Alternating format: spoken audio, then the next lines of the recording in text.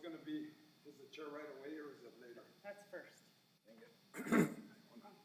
Because I got two things on the agenda and I want to get out of here as soon as I can. Hey, did I show you my video of me wiping it at the BMX?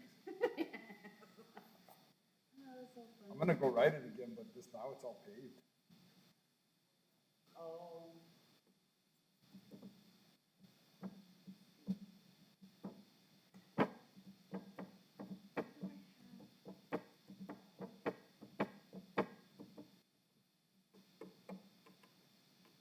My contacts did not come through. My phone. Get a new one?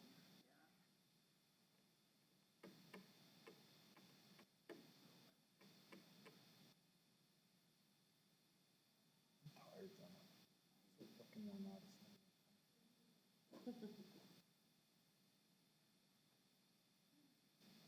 You know, they're posting the facilities, not director position of the city.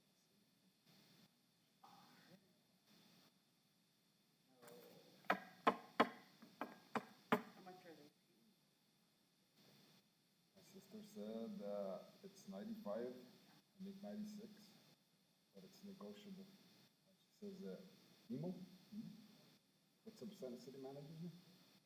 Emo? EFO. EFO. That EFO is very open to.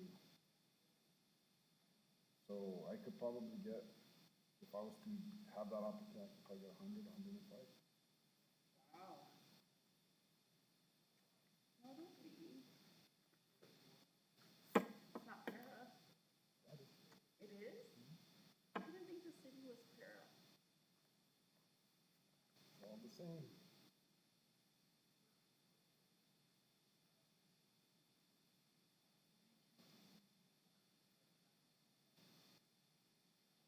And then it doesn't oversee the grounds department, just facilities. Oh, really? Yeah, that's separate, huh?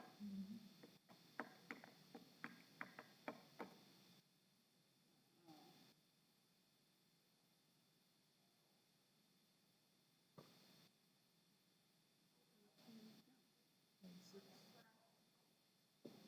He should be paying me more. And I've been meaning to talk to him about it, but because of the relationship that we have, I'm not gonna ask. I already know what he's gonna tell me. You should. Well, just tell him. I'm gonna apply for the city job. Get Misty Dawn. She applied for your job. She can get it. I think she's gonna get it next time.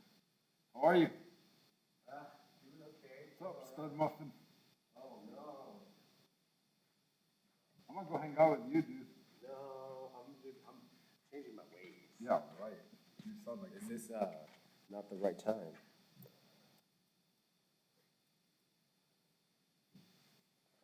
both ways, huh? Yeah, well. Skip trial, and then we got hot mics, guys. Can they hear us? Testing, testing. You want me to sing? Oh, we're on the air. Oh, are you? Yeah, we're on YouTube. Oh. You want me to sing? If you wanna show up on that.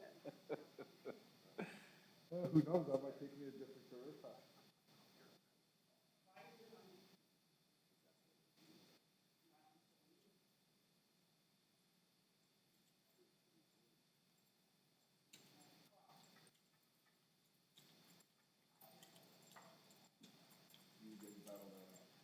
I'll just do my sweep real quick and I'll get out of your hair. Sweet. I don't see a broom. Don't say anything though. It's on YouTube, but it's a secret.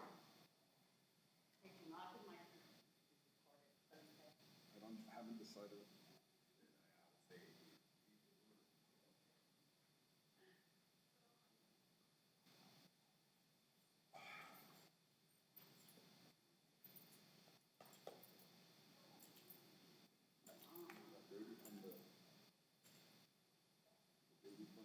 District court.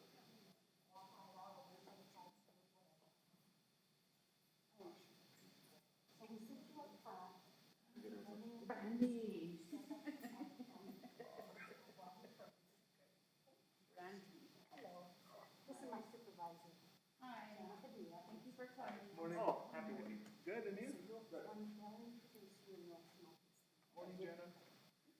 if any of the commissioners have any trouble, I'll be down here. Okay. Maybe a little bit past 15 minutes when it starts. Okay. That way you There's a guys don't restroom down have the hall on the to go left. grab me. Okay, sounds good.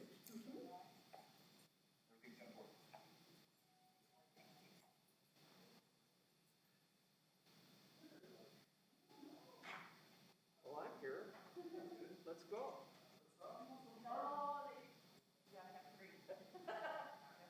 And I don't think I counted.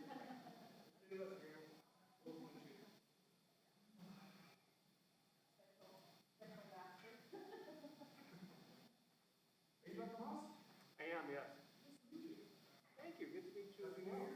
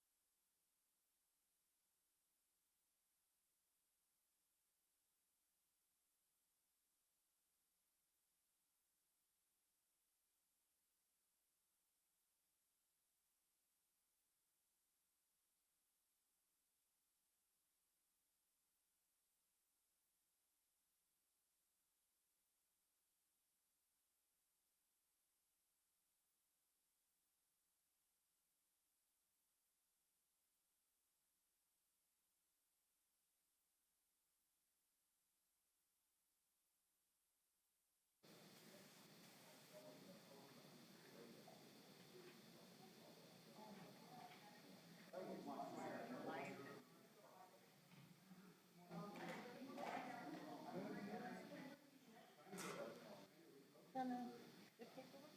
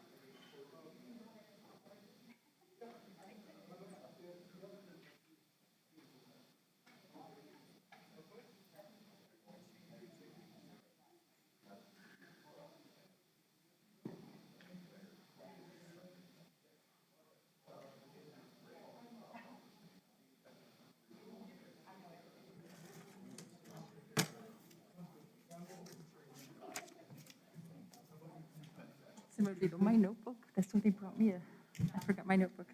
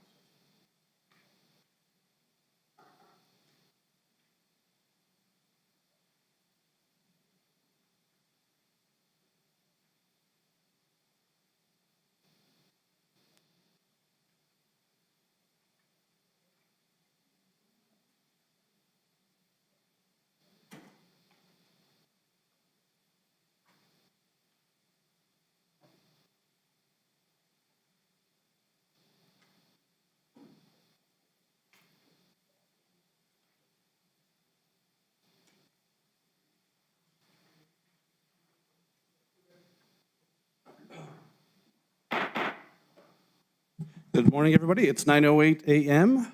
and January 11th, 2022. Happy New Year to everybody. This morning, our invocation will be given by Reverend Dr. Rob Moss from Peace Lutheran Church. Good morning, Dr. Moss. Good morning.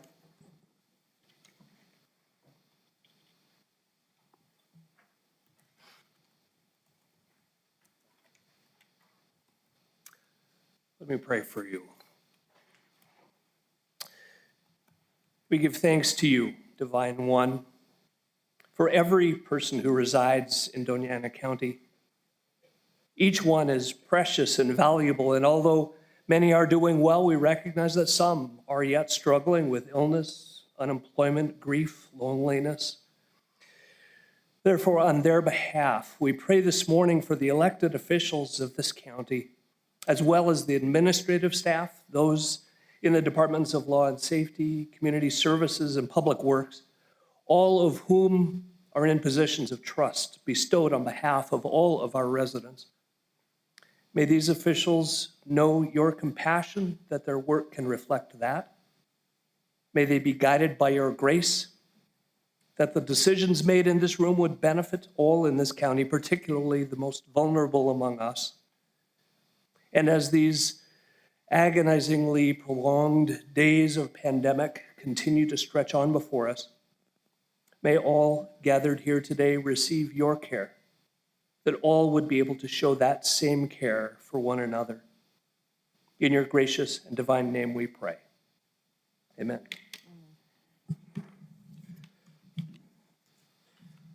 Thank you. Commissioner Allens, would you care to lead us in the Pledge of Allegiance?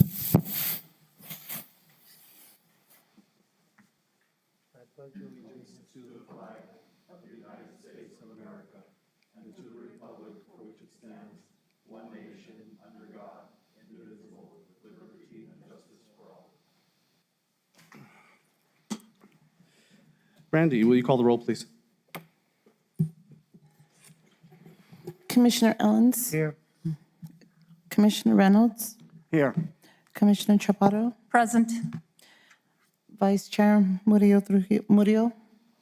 Present. Chair Sanchez? Present. The commission convenes as the Board of County Commissioners and the County Board of Finance in open session. Our first order of business will be to elect a chair and vice chair of the Board of County Commissioners for the calendar year of 2022. And I will read the section 4-38-10 from our New Mexico statutes, which requires the Board of County Commissioners to choose a chairperson to preside its meetings at the first meeting of each year in the manner provided by the county. Doña Ana County has set out a procedure for selecting the chair in Doña Ana County Code of Conduct, which provides a selection, and it shall be selected by a majority vote. Under the provisions set forth regarding the selection of a chairperson, a commissioner may serve up to 2 consecutive annual terms as chairperson. I myself have served 1 year as a chairperson of the BOCC. Likewise, a commissioner may serve up to 2 consecutive terms as vice chairperson. As well, Vice Chair Murillo Trujillo has served 1 year in her capacity as vice chair. The current chair and vice chair have served one single 1-year term in their respective positions and can be reelected to those positions. Any nominations for chair or vice chair can be done by a motion. It does not have to be seconded. So I will open it up for chairperson for 2022. Are there any nominations? Mr. Chairman, Commissioner Allens? I nominate Commissioner Sanchez for chair for the coming year. Thank you, Commissioner Allens. Are there any other nominations? Mr. Chair, I would like to nominate Vice Chair Diana Murillo as Vice Chair. Okay, so we'll focus, we'll do the chair, thank you. We'll do chair and then do a vote and then we'll come back to vice chair, Commissioner Chaparro. So if there are no other, for chair, no other nominations, Brandy, will you call the roll, please? Mr. Chairman, Oh, Commissioner Allens? I move the nominations be closed. Okay. And that by acclamation, Commissioner Sanchez be elected as chairperson. That would be the complete motion. And by acclamation, you be elected as chair. Okay. Thank you, Commissioner Ellens. Brandy? Commissioner Ellens? Yes. Commissioner Reynolds? Yes. Commissioner Chaparro? Yes. Commissioner Murillo? Yes. Commissioner Sanchez? Yes. Okay, now for Vice Chair, Yeah. Congratulations. Another year of misery. okay, now we're on to Vice Chair. And so Commissioner Chaparro, would you care to make that motion? Yes, Mr. Chairman, I nominate Vice Chair Diana Murillo, and I request that she be voted in by acclamation. We have a motion on the floor. Brandy, will you call the roll?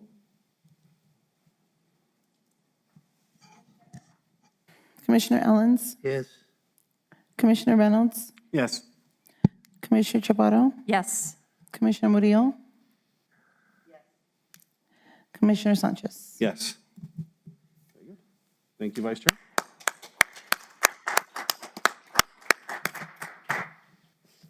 Okay. All right, move on to our next order of business, which is changes to the agenda. Mr. Macias, are there any changes?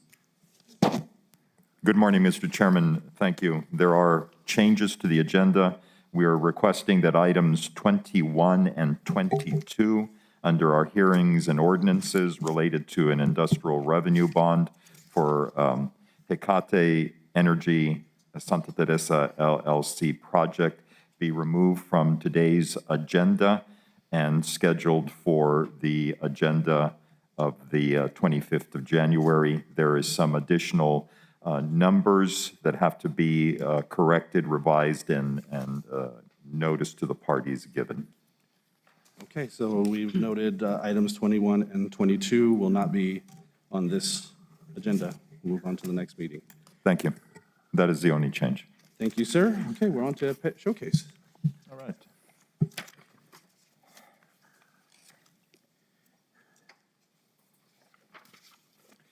Mr. Chairman, again, for the knowledge of the people in the audience and those that may be viewing the proceedings, the commission takes advantage at every commission meeting to promote the adoption of animals from the Animal Services Center.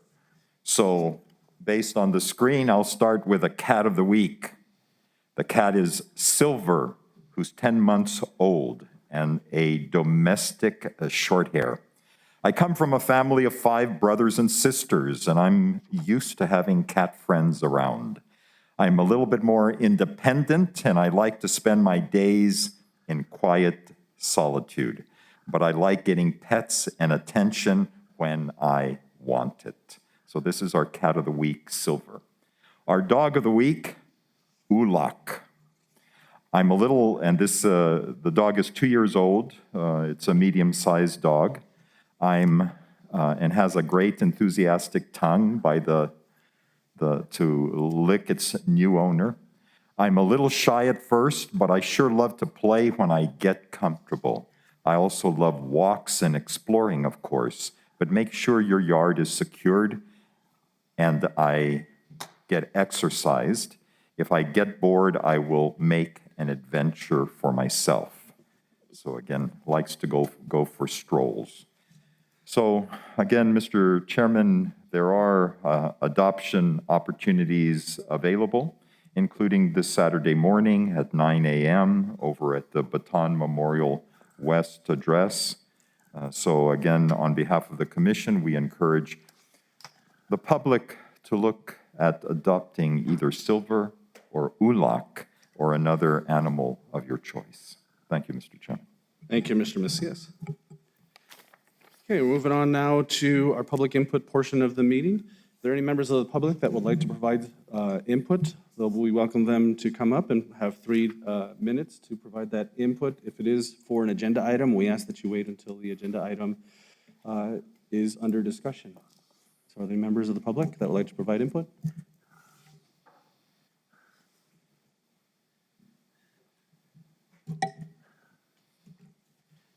Good morning, former Representative Little. Thank you, and Mr. Chairman, Commission, The legislature is coming up here pretty soon, and I know that the county does the recommendations as far as capital outlay is concerned, and it seems there'll be quite a bit of capital outlay this year as there was last year. And one of the things I wanted to talk about was in Chaparral, we have a sewer system that's, I don't even think it's a third finished. We have roads that need to be done. We have basic infrastructure that really needs to be taken care of. And I will say that our capital outlay the last few times have gone for things like a BMX park and a riding thing, and then things that are not basic. The county has required us to have this sewer system put in all of Chaparral, and I believe that our capital outlay, as the county does the recommendations for capital outlay, I would ask that we use those monies for at least maintaining the things that we already have, and instead of going on and putting new things in, which now we're going to have maintenance fees, we're going to have all kinds of other issues that go along with this BMX park. Now needs a fence around it. It needs other things. I think these things should be taken care of.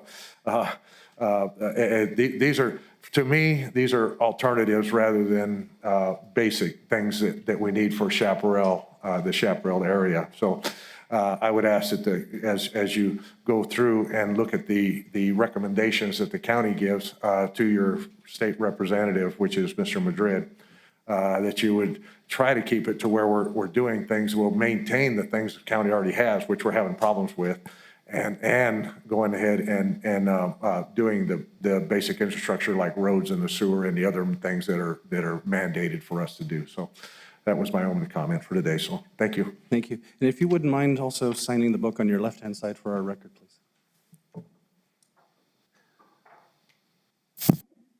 Is there any other public input? Okay. We'll move on to staff input. Mr. Macias, is there any input from our staff? Not at this time, Mr. Chairman. Okay. County elected officials input?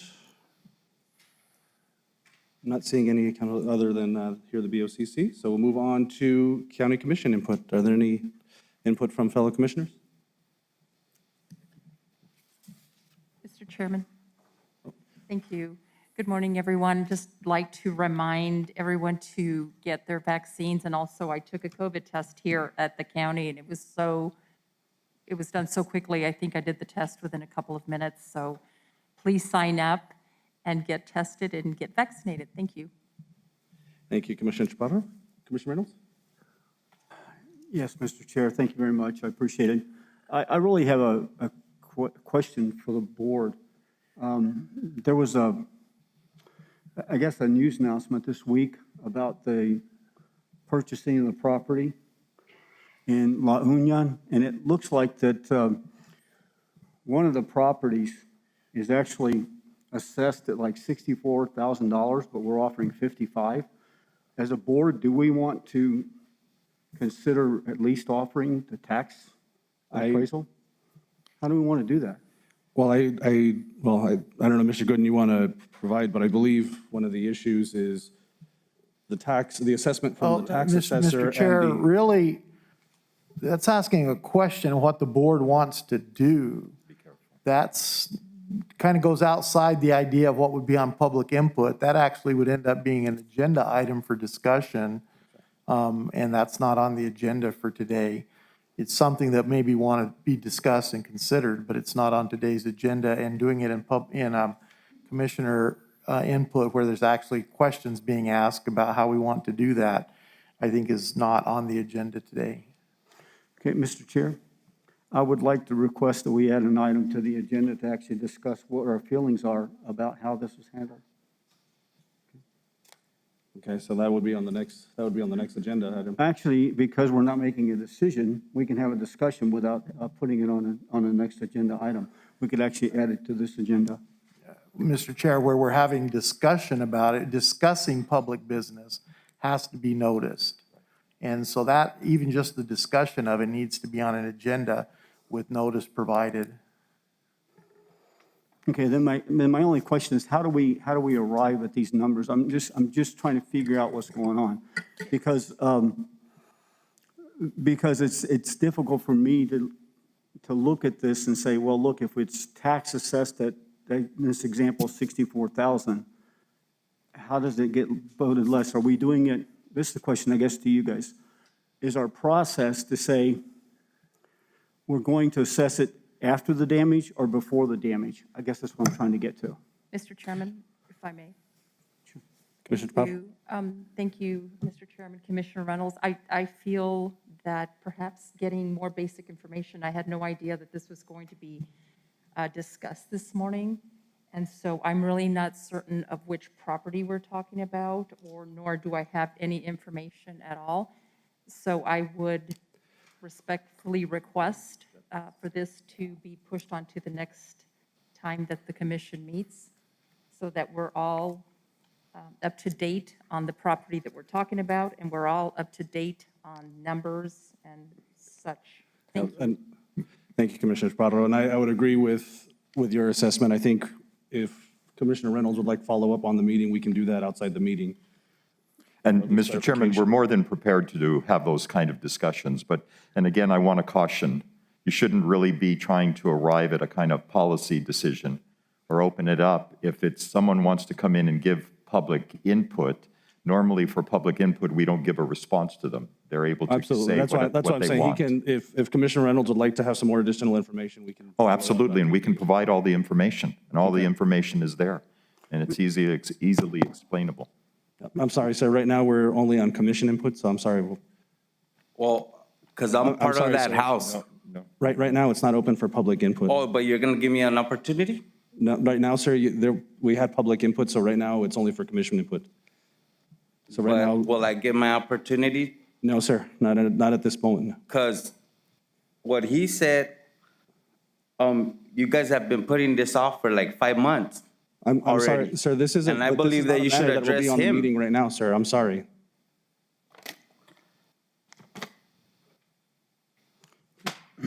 Mr. Chair. Commissioner Reynolds. And Commissioner Chaparro, I appreciate that.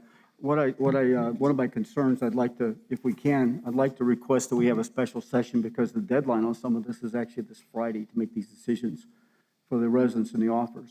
And if we have any concerns about it, we need to move quickly or extend the offers. I'm not sure which, extend the time of the offers. Do you have a thought on that, Mr. Macias? Mr. Chairman, we're in negotiations with all 5 property owners. The 14th date is not a drop deadline. If someone, in fact, the letter and the communication to them told them that if they don't agree with the appraisal, a professional appraisal that was done on each of the properties, that they have a right to go forward and have another appraisal done. However, it would be at their costs. And then if there's a different outcome to it, then we can sit down. So there's nothing magic to the 14th. We just ask for them to respond by that date. And so they can respond to us and say, no, it's not an acceptable offer, and I would like to have a discussion related to it. So yes, we're in the course of all of that. And at the same time that we're saying there's 5 properties involved, 2 of the property owners have already accepted the offer. Okay? So another 2 are considering it, and I haven't discussed matters with our property manager this morning to see if there's been any movement. And basically 1 is not satisfied with the offer, and we have told them, again, we purchase property based on the value. So we can't just come in and say, oh, we're going to give you a different offer that isn't substantiated. Okay. Sorry, sir. Please. I'm sorry, sir, please. Sir, please, if you would mind. Thank you. I have the information already. And again, Sir. I know he's lying. Mr. Chair, it was not my intention to create this kind of discussion at this point. My intention is just to see what our process is, so I can understand what we might do in order to get this corrected. Okay. So I have one more question from Mr. Macias, and then we can, as far as I'm concerned, we can push this off to another meeting, or we can have a special meeting. That's your call. Okay. Mr. Macias, Yes, just for sir. clarification for the people who are in this process, if they have, in fact, You say January the 14th is not, is the current request for a decision. If in fact they choose to not make a decision at this time and do their own appraisal and pay for it, if it takes them another 3 weeks or so, is the 14th offer still valid, or do you withdraw it totally? Well, no, sir. I mean, the intent and the goal is to acquire all of the 5 properties. Okay. And so So it's still a if good there are offer. some that take a little bit longer to acquire, well, then it takes a little bit longer to acquire. Let me tell you that an appraisal, especially now in this current market, takes a long time. Okay. It's so if someone wants to go out and get another appraisal, they certainly can. And, you know, Mr. Chairman, it always concerns me when someone comes in, starts making really unfounded allegations. I believe that this individual didn't understand when you called for public input. And so, Mr. Chairman, really, I am requesting that the individual, that once commission input is finished, that the individual be given his 3 minutes. But again, I can assure you that we certainly haven't had any contact with him over this matter. Mr. Chair, I would agree with Mr. Macias. I respectfully request that we give him 3 minutes to at least speak his position. Yeah. Thank you, Mr. Chair. Thank you, Mr. Macias. And that's all I need for now. Okay, is there any other commission input at this time? Okay. Mr. Chairman, may I just say one other word? I encourage all of the commission, if issues come up from their constituents, if there's issues that they're concerned about, please just call me.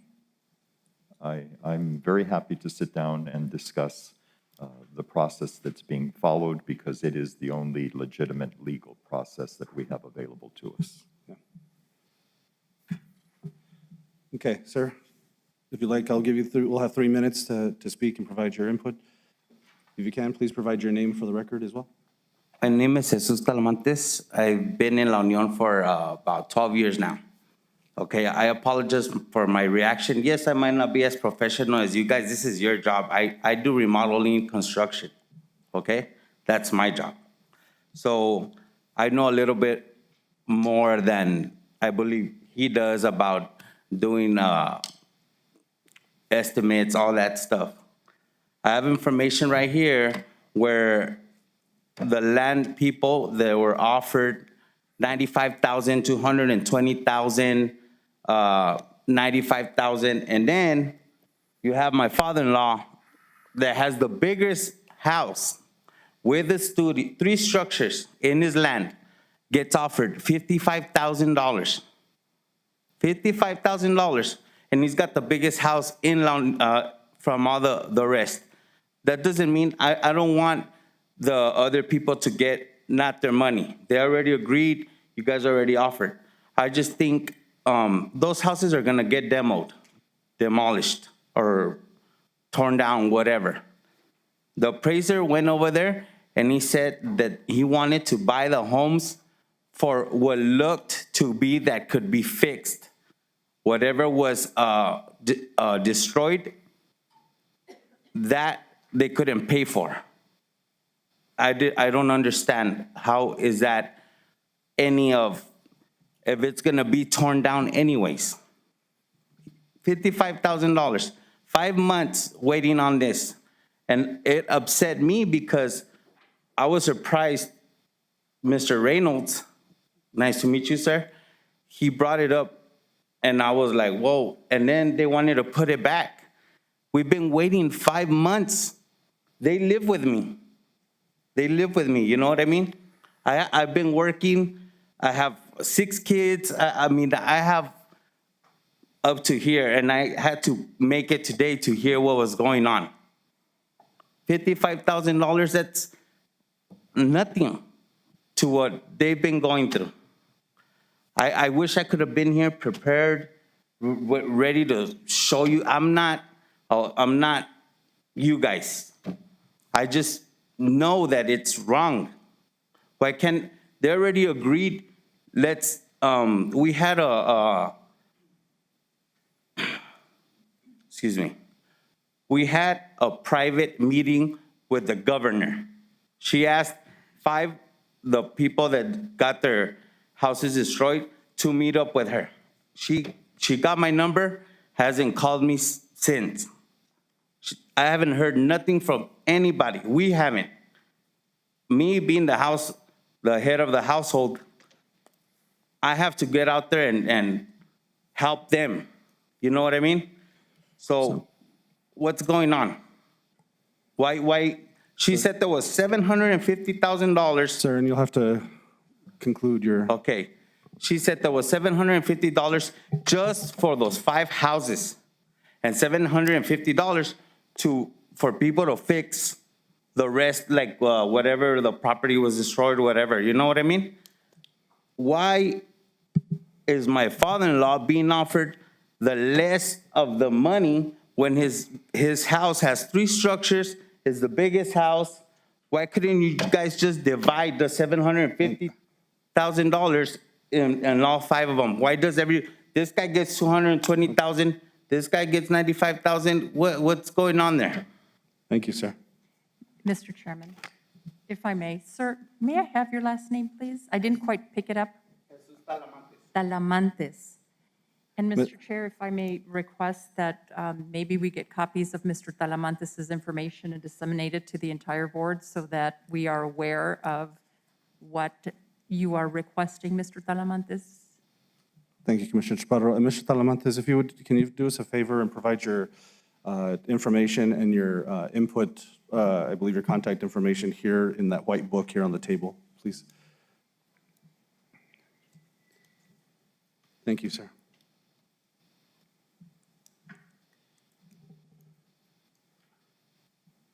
Okay.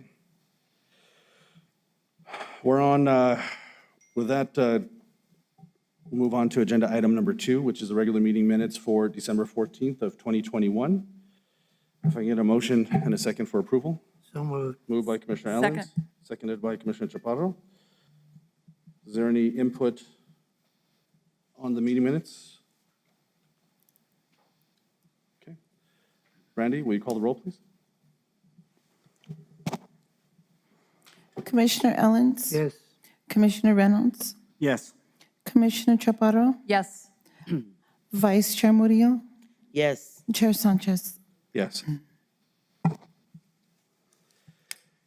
Okay, we're on to, under proclamations and presentations, agenda item number 3, which is proclaimed January 17th as Martin Luther King Jr. Day in Doña Ana County. Commissioner Reynolds. Thank you, Mr. Chair. I really appreciate it. It's really my honor to be able to proclaim the month of January as in honor of Reverend Dr. Martin Luther King Day and what he's done for this country, what he's done for all the peoples of color. In the National Association of Advancement of Colored People stands for all people of color, Native American, Hispanic, Asian, Black, all around the world. And the things that they stand for and the things that Martin Luther King stood for are just as relevant today and just as applicable to the life, to what's going on in the world and in our country today. And that's why I think it's important that this proclamation be presented and awarded to, I've got Dr. Green, I believe here, Dr. Bobby Green, and Kimberly York, both in the office. Would you please, in the audience, would you please come up?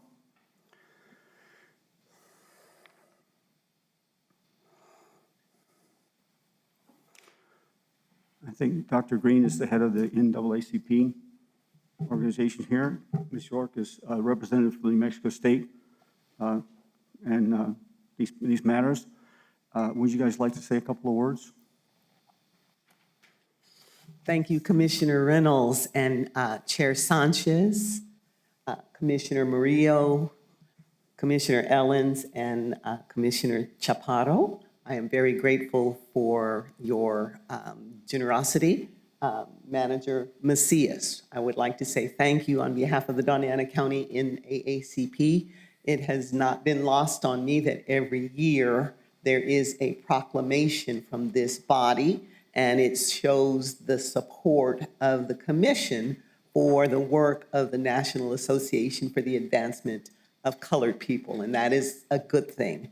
Dr. Martin Luther King would have been 93 years old. He will be, on his birthday would be Saturday the 15th, he would be 93. He died at 37, but in that 37 years, he did tremendous work, and we celebrate that every year. And so it's a good thing to celebrate the work of a man who said one time that he has decided to stick with love because hate is just too great of a burden to bear. And so if we would all adopt that philosophy as we work together and interact with each other, the world would be so much better for it. And so I'm going to try to follow his lead and choose love because it's easier, Commissioner Reynolds. Thank you. And Chair Macias, it's always a pleasure to be here, and we are grateful for your service. I thank my colleague Kimberly for being here and being an integral part of what happens with our students, our African-American students at New Mexico State University. So we have work to do, but we're grateful for your partnership, and thank you so much. Mr. Chair, Manager Macias, esteemed commissioners, I just want to echo everything that Dr. Bobby Green has said. On behalf of Black programs at New Mexico State University, it is indeed an honor to be able to stand alongside the NAACP in their efforts. And we want to thank you, Dr. Green, for your outstanding leadership and being an example of the love that Dr. King represented for all of us in this county. Thank you, Dr. Green. Thank you, Ms. York. Thank you very much. Mr. Macias, would you please read the proclamation? Thank you, Mr. Chairman. Whereas today we join the nation and organizations within the great state of New Mexico in commemorating and honoring civil rights leader, Reverend Dr. Luther Martin King, Jr. And whereas the Doñana County pays homage to Dr. King's life's fight for human rights, equality, and social change, as we continue to work towards a day when all people might claim the riches of freedom and the security of justice.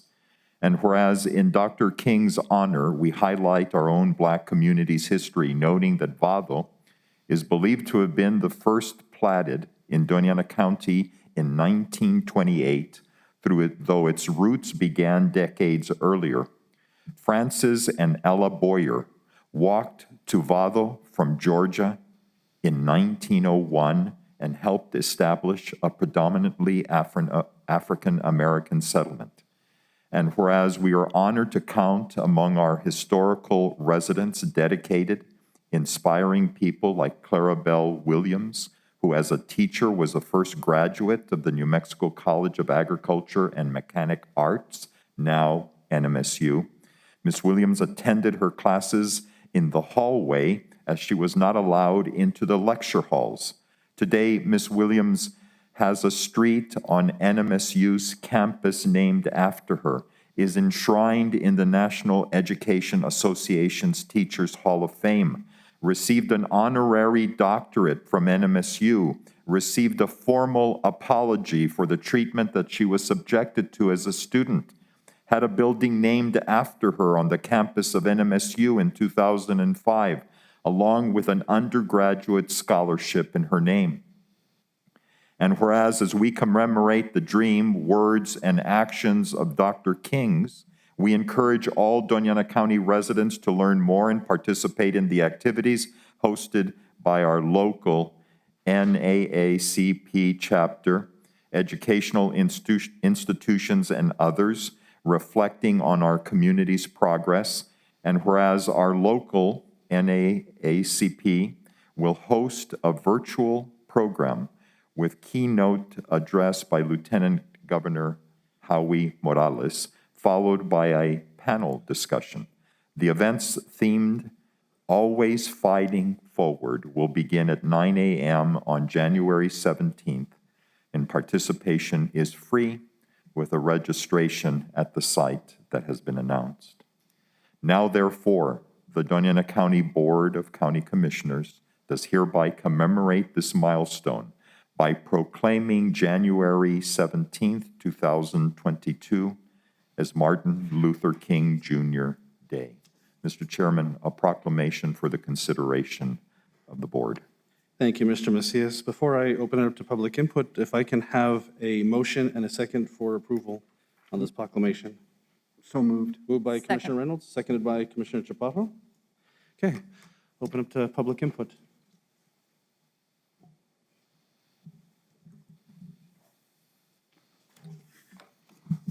Good morning, everyone. My name is Corey Stonefielder. I come to you today as a resident of District 5.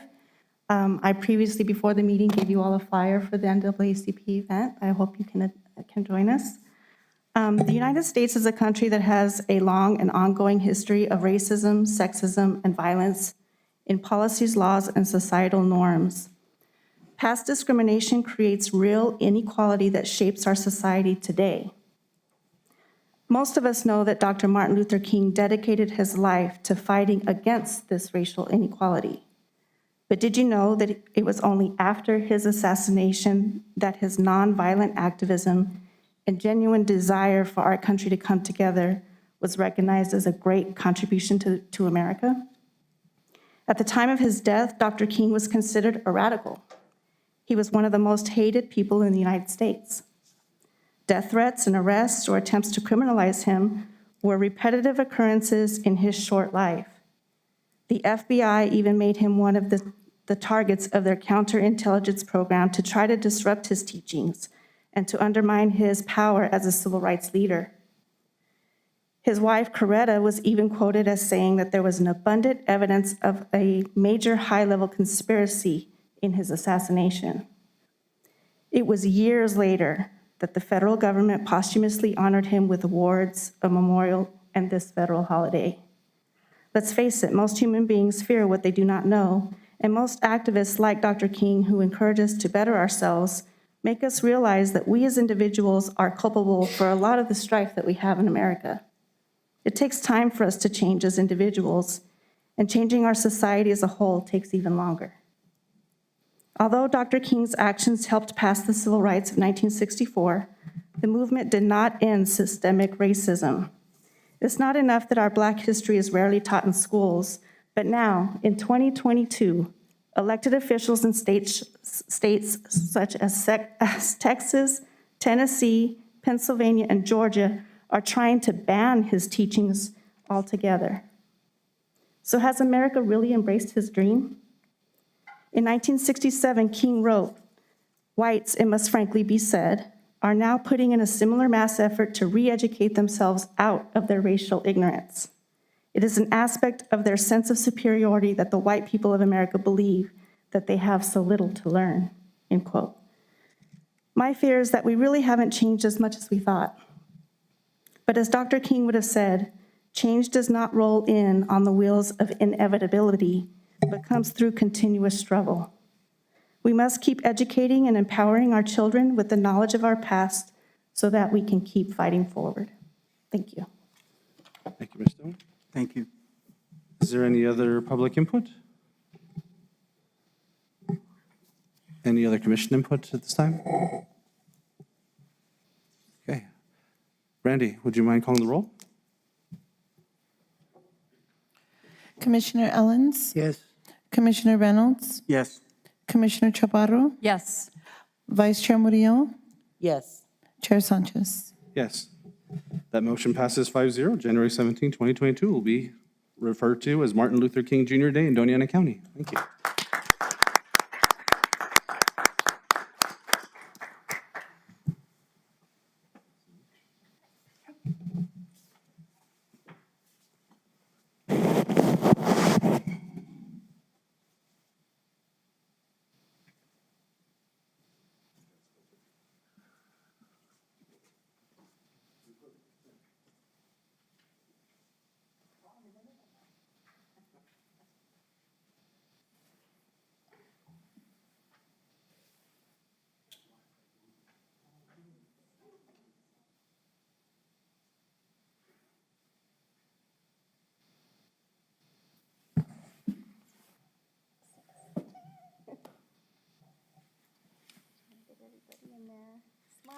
still see a smile under the mask.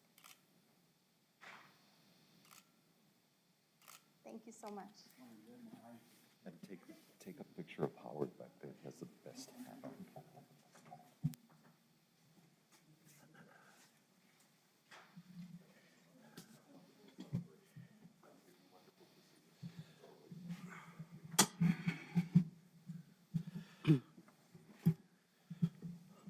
I did want to add very quickly that if there's anyone in the public that's interested in attending the MLK rally that was noted, or the virtual program, it's, for more information, they can go to naacpdac.org. So again, that's naacpdac.org. Okay, we're on to agenda item number 4, which is a presentation on Sunland Park's key outdoor recreation and economic development infrastructure projects. Vice Chair Murillo. Yes. Good morning, everyone. We have Mayor Berea. Mayor Berea and Mr. Michael Martinez, our city manager for the city of Sunland Park, are going to present a 2040 plan on bringing recreational activities to our families there in the southern part of city of Sunland Park. So, Mayor Berea, you have the floor. Thank you, Commissioner. Thank you, Mr. Chair, members of the board. Happy New Year once again. Thank you for the opportunity to be able to speak today. And I do want to talk about the point that last time we were here, we were talking about, or we were in a public hearing talking about the municipal services that the City of Sunland Park offers. Today, we come to talk a little bit more about the services that we hope to offer in the coming years, and also to fulfill a request and that is to be made aware of what's going on within the City of Sunland Park, because we're 45 miles south of here, and it's sometimes easy to forget, what's going on in that area of the county. And I do think that it is imperative that us as governments work together to not only bring services to the citizens of Sunland Park, but to our neighboring communities as well in the Santa Teresa area. So today I am here with my team, with our city manager, Michael Martinez, and then we have our contract engineers, Wilson & Company, present as well. And we're going to be presenting to you a little bit about the Riverwalk Trail and the outdoor entertainment projects that we're working on. And it's something that will tie, I think, hand in hand with the project that the county is also working on, and along with the rest of the state, and being able to unify the Rio Grande Trail all the way from Santa Fe down to the border. And I know my city manager continues to promote the idea that, sometimes people think that this is the end of the Rio Grande Trail, but quite the contrary. I think it's the beginning and the start of the Rio Grande Trail. And as a county and as a city, if we work together, we can become the lead across the state in bringing this project to fruition and the example for the rest of the state. With that, I'll defer to my city manager to give you the details about the project. Thank you.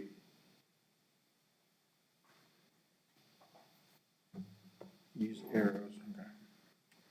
Okay. Thank you, Mr. Chair, esteemed commission members, Manager Macias. Thank you for the opportunity. Vice Chair Murillo, thank you for the opportunity to allow the City of Sunland Park to come before the county and present those ideas that we would like to share and hopefully educate some of the members on things that we're doing within Sunland Park. As the mayor so gracefully said, part of our item is not just to let you all know what we're doing within Sunland Park, but hopefully to establish alignments that are moving forward in the future. It's our understanding that both the county and other municipalities within Doña Ana County are already working on items like this. And so we want to make sure that we show that together as a region, we can move the region together throughout the state and be one of those leaders in the state as we work together. So just some items that we'll touch on today. We've already done the introduction and greetings. We will work or look at awareness on outdoor recreational items, specifically related to infrastructure. Those will be the Rio Grande Trail, Sunland Park Drive, as well as the Rio Grande Trail Master Plan Program. We'll look at funding initiatives through 2021 that the city has been working on with collaboration with other entities, as well as next steps, and then any questions that the commission may have. First and foremost, I'd like to just show you an idea of what the trail is. The trail is 5.78 miles within Sunland Park city limits.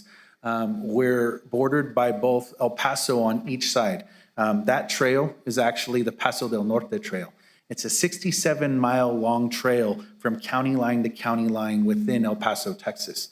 However, we are the start of the 505-mile-long Rio Grande Trail that exists within the state of New Mexico, that was adopted by the state legislature and approved in the late 2017 or early 2018, I believe.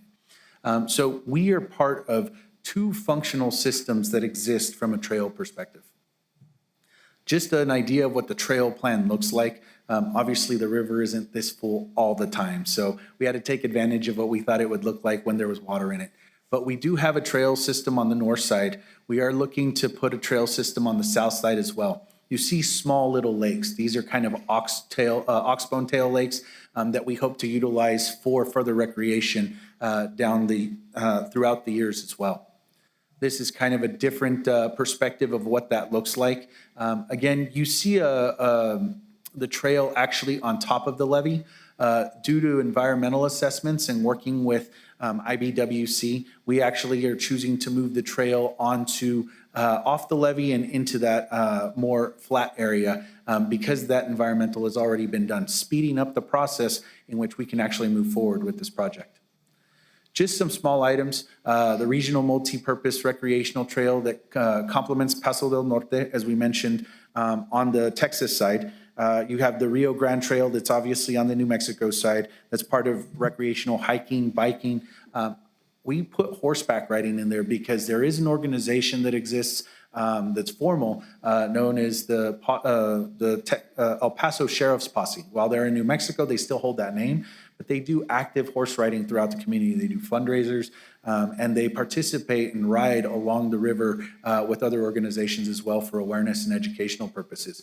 We believe that it's important to make sure that we hold on to this tradition within Sunland Park and throughout the rest of the region.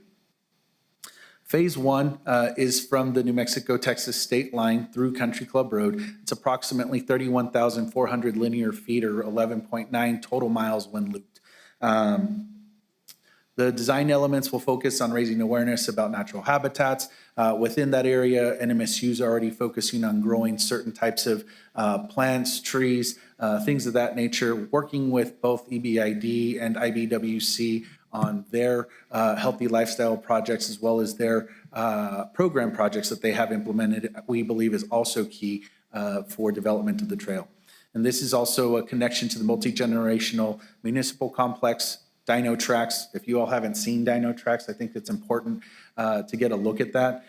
It's a trail system that actually houses Dino Tracks within the mountain. You can see these types of Dino Tracks. Kids love it. It's a great attraction. And they're also working towards making it virtual as well. So once we have those items, we'd love to come back and let you see what they look like. Mount Cristo Rey, which is obviously something that everyone is aware of. What all people may not be aware of is that Mount Cristo Rey is currently under an AB study to be turned into a state park. And so the connection back to the state park would be key, especially for a trail system of this magnitude, the 505 miles in New Mexico plus the 67 miles in Texas. Obviously, a starting point or a center point is something that we would want to concentrate on as a destination location. And then for all of you that don't know, Artevinos is off of that trail as well. And so we'd love to invite you down for great food and amazing sunsets if you haven't been there already. Just some of the project implementation strategies we've already looked at and applied for NMFA planning and grant funding through preliminary reporting. We've coordinated with El Paso for joint FHWA and transportation alternatives. There's going to be an item at the end on how we've already coordinated with the MPO for funding as well. Apply for other funding, obviously through New Mexico state parks, as well as other grants that exist. We'll mention another item that we've already been granted several different types of funds through economic development, through the trail system programs to move these items forward, as well as a funding component that we're looking at matching at 15% for a larger master plan. We have council adoption of a bicycle pedestrian trail master plan already. Those items contain roughly 41.9 miles of trail systems within Sunland Park. Someone would ask, how is that possible? Obviously, we've looped the systems. We've identified streets on state roads that have trail systems on them as well. But one of the things that we're concentrating on is local drains. Having local drains within the community allows for two functions.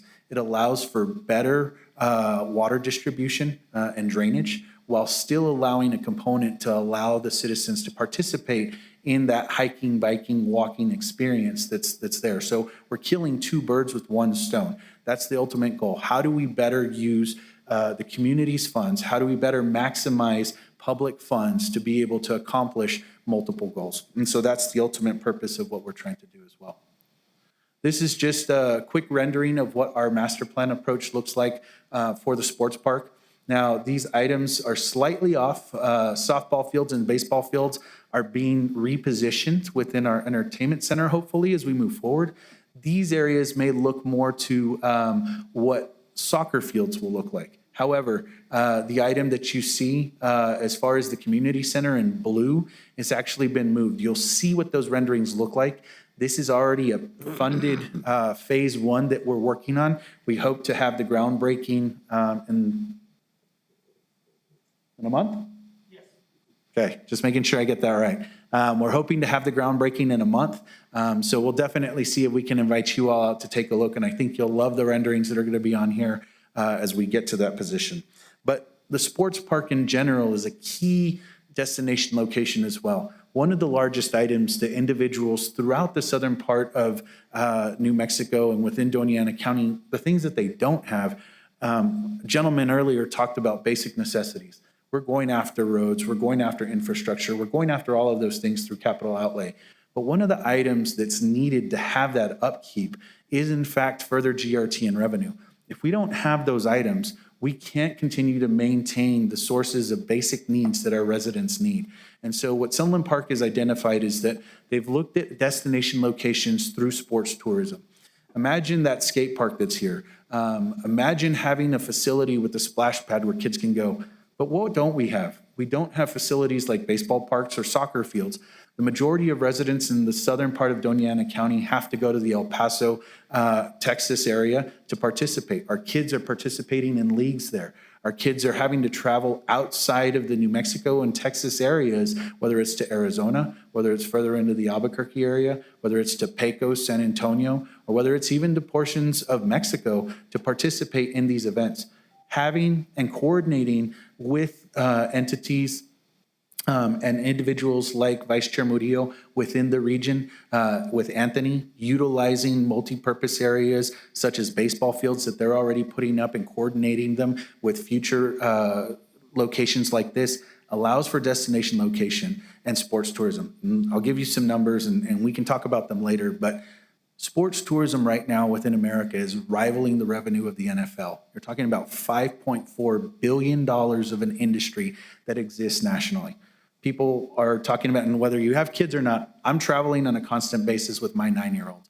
We're at baseball tournaments, whether in the last 6 months I've been to San Antonio, Dallas, I've been to Phoenix twice, been to, can't even remember where else we've been to, but we've taken roughly 5 trips. And I can guarantee you that both my wife and I forget something, my son forgets something, we're out buying batting gloves, bats, cleats, whatever the case may be. But it's not just baseball, it's all sports tourism. Sports tourism is starting to elevate. And for those of you that have kids or that have family that have kids, you know that they're back and forth. And so those are the things that we want to make the southern port of Doña Ana County and the region a destination location with. And again, in partnering with places like Anthony and other communities that allow for those types of developments, we think that we can definitely put something on the map. So this is the multi-generational campus phase 1 on its approach. This is on the back half of the sports park. It overlooks both the mountains and the river. This was graciously funded by both our senator and representative. These items have been in the works for the last 2.5 years. The groundbreaking will in fact take place next month. This was a 10,000 square foot facility. Because of COVID and because of other items, our contractor Wilson and Company has done an amazing job of reducing the footprint while still staying within budget for the most part, within phase 1, and looking at phase two developments, but providing the essence of what we asked for. The building is not only supposed to be meant to create a center point within the community for individuals to gather, but it's supposed to also allow the facility for some individuals to come in and rent, and not just rent for the community, but utilize as a staging area for other entities to use as well. I'm already going after several different meetings, different conferences for 2023 to be hosted here within government entities. We're hoping to have those facilities here as well, or have those meetings here as well. And the main idea behind that is not just its location, but the amenities that it offers, from an indoor kitchen, multi-rooms that can be broken down, computer rooms that are allowed, multiple meeting rooms that the community can utilize, as well as offices. So this facility is supposed to be utilized by anyone and everyone that has the opportunity to use it, whether it's a wedding, whether it's a quinceañera, whether it's an ultimate conference that needs to be broken down into 4 or 5 sessions, whether it's a small meeting room, a large meeting room, or whether it's individuals and local businesses that don't have offices in the first place that can start off working in that facility initially, and then that can build and grow from there.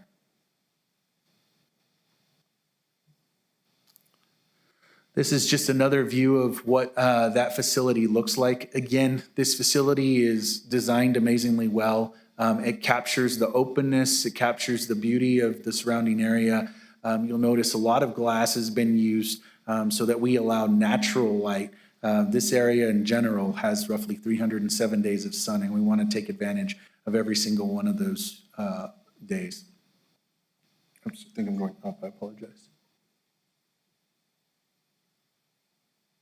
That's just the final back half. You'll notice the patio. There are extensions that are coming to this within the master plan that we've discussed. Everything from restaurant to an open pavilion for concerts, having a larger area for indoor basketball and volleyball courts, as well as an auditorium. Again, the closest place for our kids to come to swim if they didn't want to go to Texas is roughly Las Cruces. Driving 45 miles for competitive swimming is not something that's advantageous for children within the school district. And so we want to try and work with other entities to provide those opportunities while still maintaining a low cost for all of the other entities, and allow us to partner together. This is a splash pad that is almost completed. I was just out there the other day as they were testing it.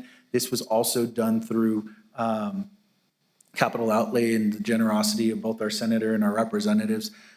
This opportunity will allow kids to have an entertainment venue that they can enjoy within the community, and really give us a destination location for them and their parents to enjoy throughout the entire summer. And then as the summer wears out and it gets a little bit colder, they'll have those other portions of the venue that they can be entertained with as well. But it's not just for our residents. As I mentioned before, this is on the River Trail system.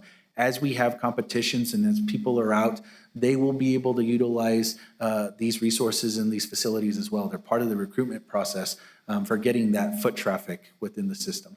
Just a couple of different pictures. This is our entertainment business district. This is Sunland Park Drive. That's going to be the second item that we discuss.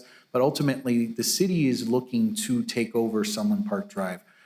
Nothing against NMDOT, but the goal for NMDOT is to try and make sure that they get traffic from one location to another.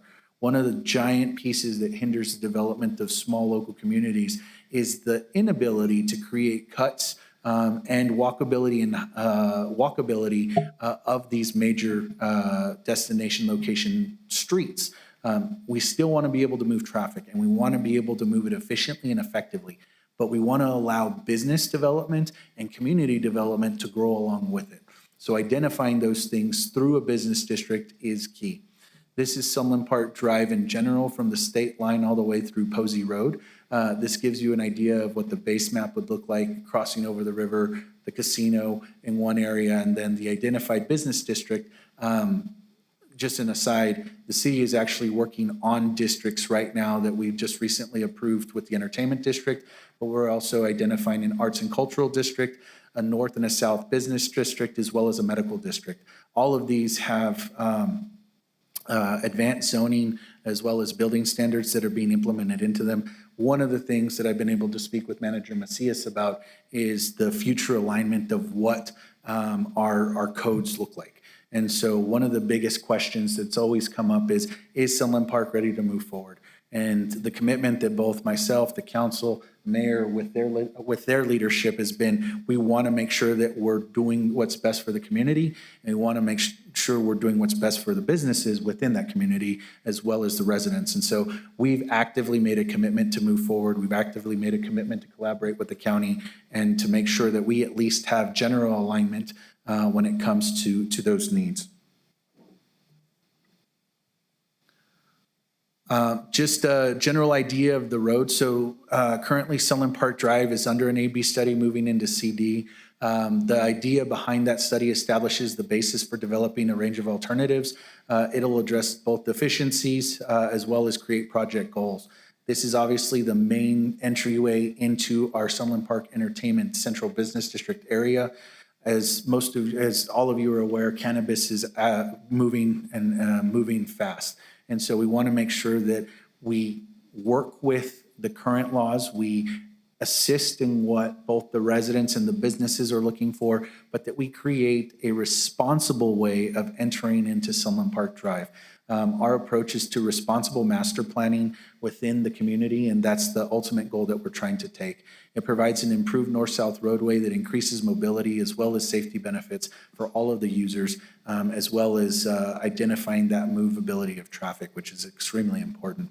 By improving the roadway and infrastructure to support all anticipated economic development, it also enhances the system's connectivity and mobility for residents, businesses, as well as visitors and interstate travel. This is, again, another map of what it looks like. It's interaction with the river, it's interaction with the state line, as well as other smaller collector streets that exist. It's not on here, but within the area of Futurity, Appaloosa, Gibsonville, that's kind of the identified entertainment district area. Having this street with walkable, and you'll see some options right now on where we're going with walkability as well as rideability and connectivity purposes. But having this area, we're trying to develop a specific central point, a specific central town location so that we can create that walkability now. Sunland Park is missing that component as we speak today, but we look to help to generate that as we move forward in the future, even possibly identifying streets like Futurity or Appaloosa for Main Street programs to help develop that Main Street function and feel. These are just the options that were put in front of council. Option A was a no build, leaving it as is. Option 1 is option that enhances the bridge, widens and enforces the lanes, creates walkability on both sides, as well as creates some access and walkability to the connecting road, which is Posey Road further to the south. Option 2 widens it a little bit more, shortens the bridge a little bit more on the alternative, while still also shortening the ability within Posey Road. And so between option 1 and option 2 is obviously the cheaper of the options, but we're actively going after selecting one, but shooting for the stars and hopefully landing on the moon, so to speak, right? That's our goal. We want to make sure that we provide the best option for our residents and for our businesses. Again, this is just a rendering of what that would look like. You'll notice I use the term boulevarding with the trees and the walkability, that inviting presence to make sure that those that are traveling and using the road actually see where its destinations are. This is also another rendering of what that opportunity may look like off of Sunland Park Drive. This is just a version off of the river.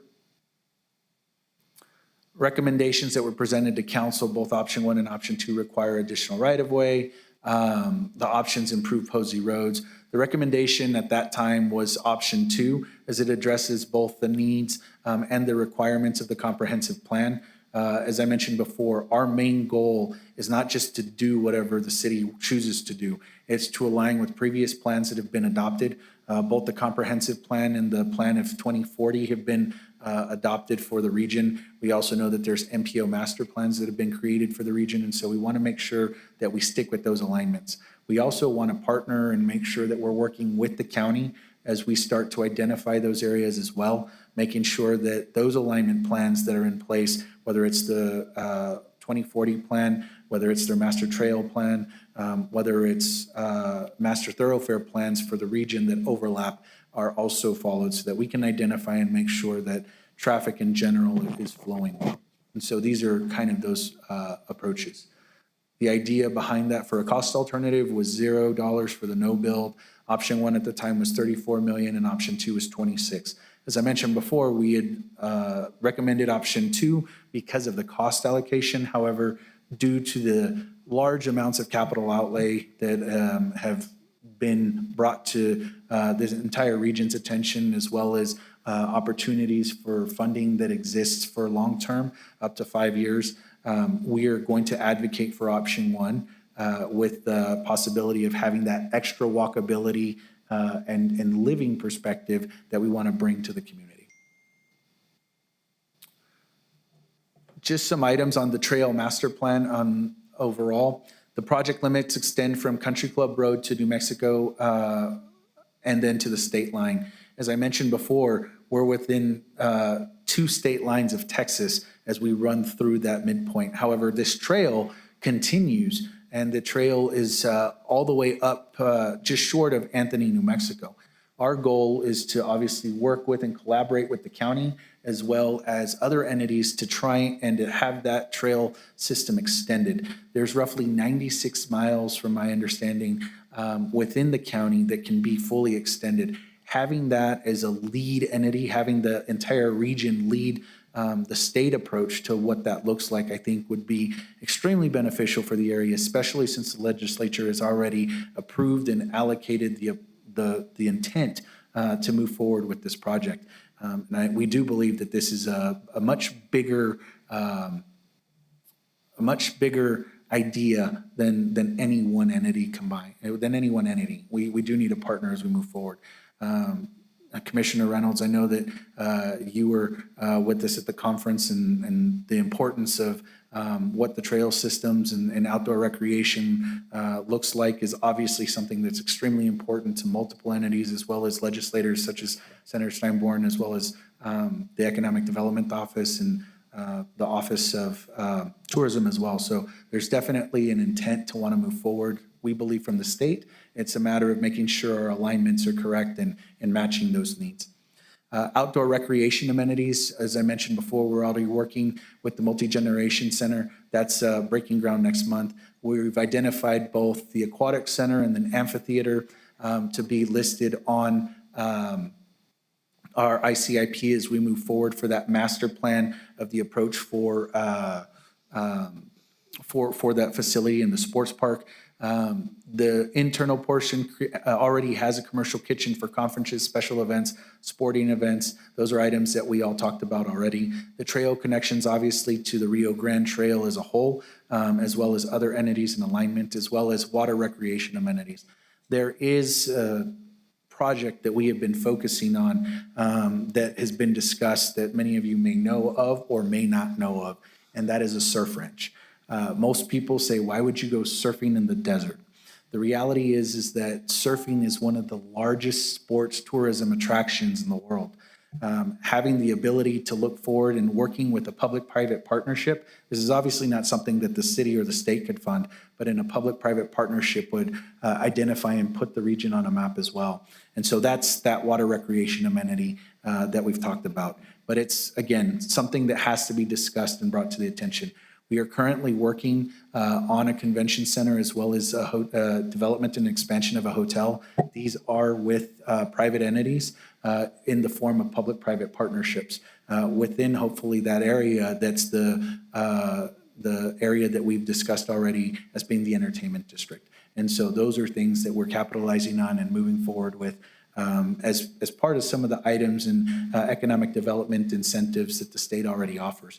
We would love to also bring back the opportunity. I know Manager Macias and I have talked a little bit about what the state passed recently in the legislature, but being able to come back and hopefully presenting an opportunity to maybe partner with the county where we can have funds. In Texas, they call them 380 and 381 agreements, where both the county and the city work together to finalize an opportunity to utilize economic development incentives to bring businesses into the area.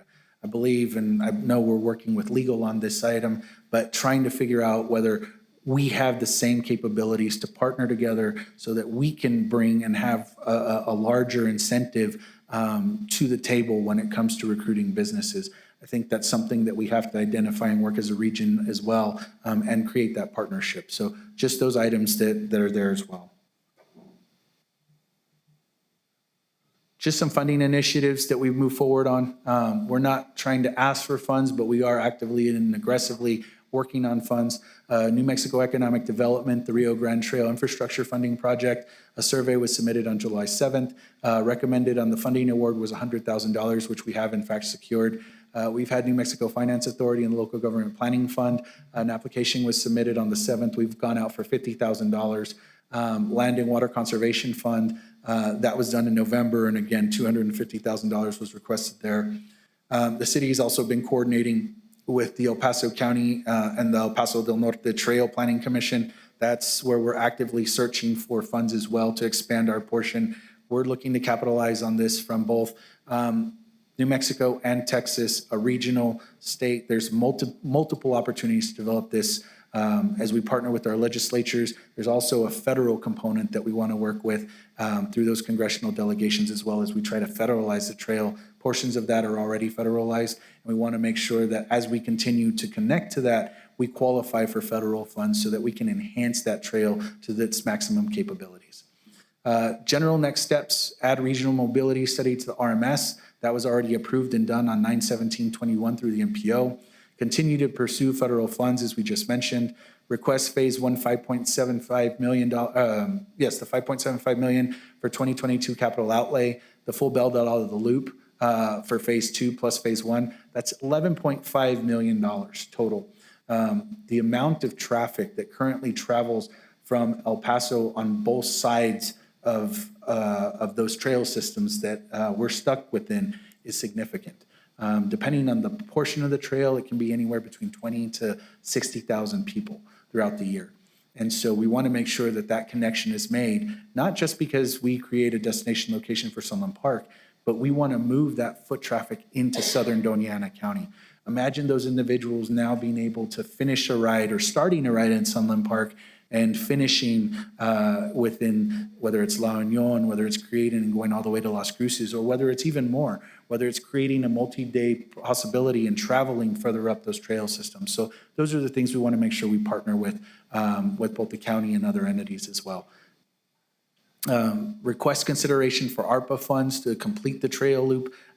We know that as we start to do alignments, obviously the county has a plan that they're going to work with and move forward on. We just look for possible considerations on items like this for alignment. It's not a hard ask, obviously, but it is something that we would like to make all the commission aware of as we move forward, as these projects are already shovel-ready. And then identify and secure roughly $1.5 million for phase one multi-generational campus build-outs. So as I mentioned, the funds that were already there, our contractor did an amazing job of trying to stay within budget due to the inflation of COVID and other prices. We've roughly gotten an 8,700 square foot campus that we're developing, and those are the renderings that you see in front of you. There is roughly a portion that was left off due to the fact that we had to reduce the budget, and that is a $1.5 million portion that's increased due to that inflation. And so that's also there as well. But again, alignment is the main purpose, making sure that we're on the same page in relation to what the county wants and what they're moving towards. So with that, we're open for any questions. Again, we appreciate you allowing us to come before you today and giving a general update on items that Sunland Park in general is moving on. And I just want to say that I appreciate the direction that we've gotten both from the mayor and his leadership, as well as council, and allowing us to move forward on not only the strategic plan that was put in place several months ago, but on their commitment to wanting to move forward with these extra items. As the gentleman mentioned earlier, of course, we need streets. we need infrastructure, and those are all the items we're focusing on first. But we also need that secondary piece of general GRT and increased revenue in order to sustain these items. So thank you. Mr. Chairman, Commissioner Nellens? on what basis do you think ARPA funds would cover this project? So one of the larger items that we believe, and we're also using our current ARPA fund allocations for economic development. The final rule that was spelled out allows for economic development funding to be utilized as long as reporting is identified correctly. This would be an item that we believe and that we've identified as falling under that economic development enhancement for the utilization of ARPA funds. Thank you. Yes, sir. Is there any other questions, comments? Commissioner Reynolds? Thank you, Mr. Chair. You know, I really like this. I think this is it's very forward-thinking. I think it actually does provide something that we desperately need in the county, probably in more places than just Sunland Park, but certainly Sunland Park is a good place to start.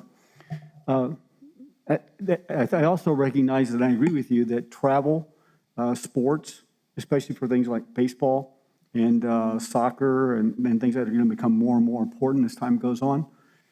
The only concern I have, and I'd like to see how you're going to solve the problem, is how you're going to get enough water in the river to feed all of the water park and the grass and the baseball fields and all that and the surfing.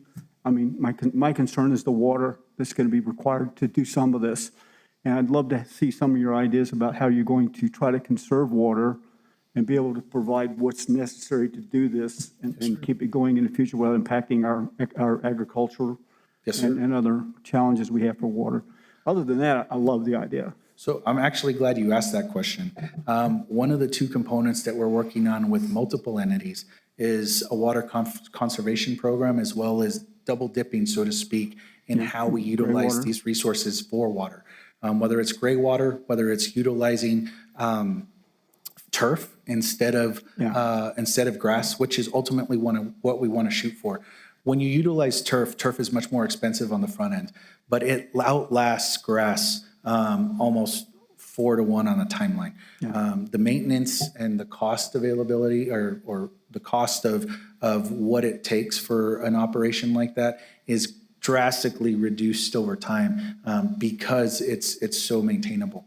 The second piece of that is actually using it as a drainage function as well. As I mentioned, when we talked about that one map that shows the sports park, we're not looking at it as just an area for the fields. It actually will act as a drainage center come flooding time. Obviously, during monsoon season, the waters impact that area dramatically. And so what we're trying to do is actively plan so that we can utilize those facilities as drainage facilities as well.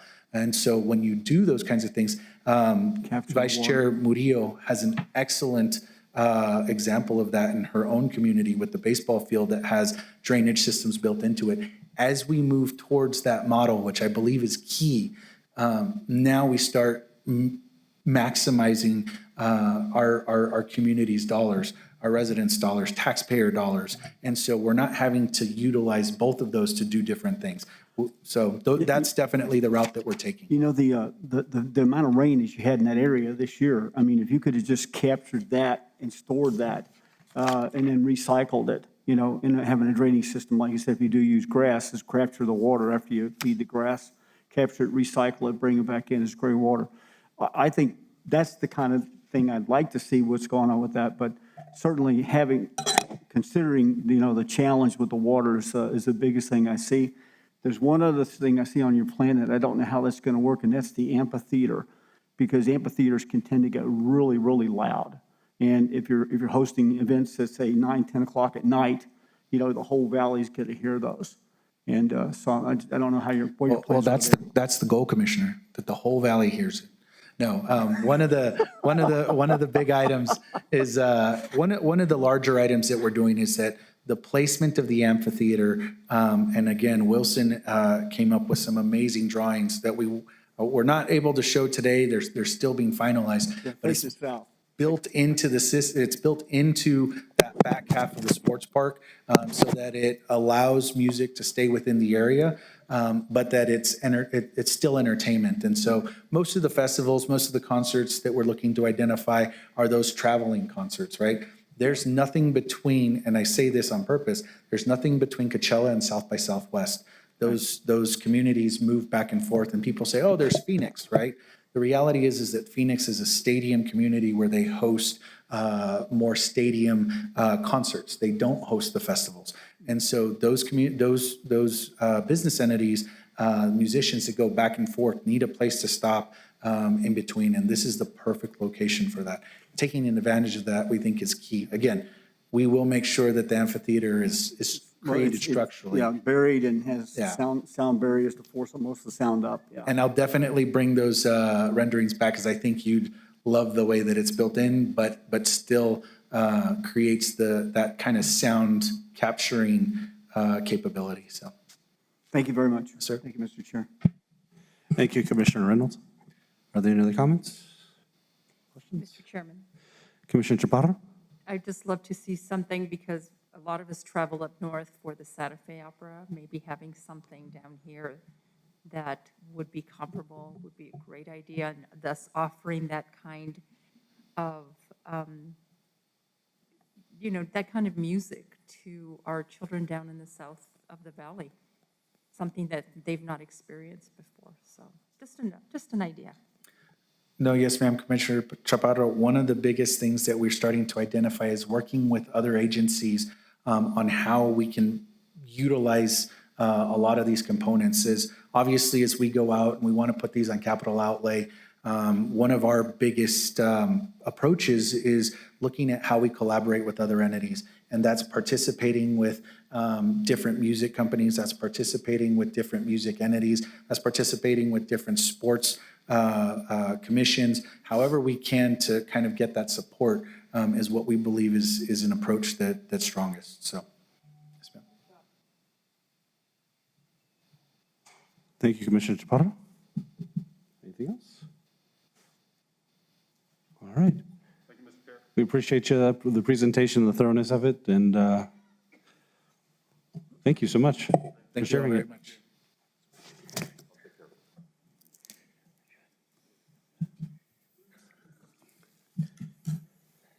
Okay, we're on to consent agenda items 5 through 14. Are there any items on the consent agenda that commissioners would like to pull for separate consideration? Okay, not hearing anything, so then can I get a motion and a second to approve agenda items 5 through 14? So moved. Moved by Commissioner Allens, Second. seconded by Vice Chair Murillo. Commissioner Reynolds? Mr. Chair, I have a question about or item 12 and 13, but I don't want to take it off the agenda. Okay. 12 and 13, didn't we approve the budget for those items already, right? No, that's what you're being asked to do today. Item number 12 is to accept the grant award, and number 13 then is to turn around, take that money for the purchase of the rescue equipment that is described in item 13. Okay, I apologize. I thought we approved the budget for some rescue equipment already. Is that different? We may have, but it's not this money. Okay, it's additional. Yes, this money is a grant from the New Mexico Fire Protection Grant Council. Okay, all right. Thank you, It's new money. Thank you, Mr. Chair. Okay, are there any other input on the consent agenda? As motioned by Commissioner Allen, seconded by Commissioner Chaparro. Mr. Chairman. Commissioner Allens? Oh, I'm sorry, I wrote it incorrectly, you're right, thank you. But it was seconded by Vice Chair Murillo. Sorry about that, Vice Chair. Thank you, Commissioner Chaparro. Commissioner Allens? I have a question about item 14, the flyover project. On the executive summary,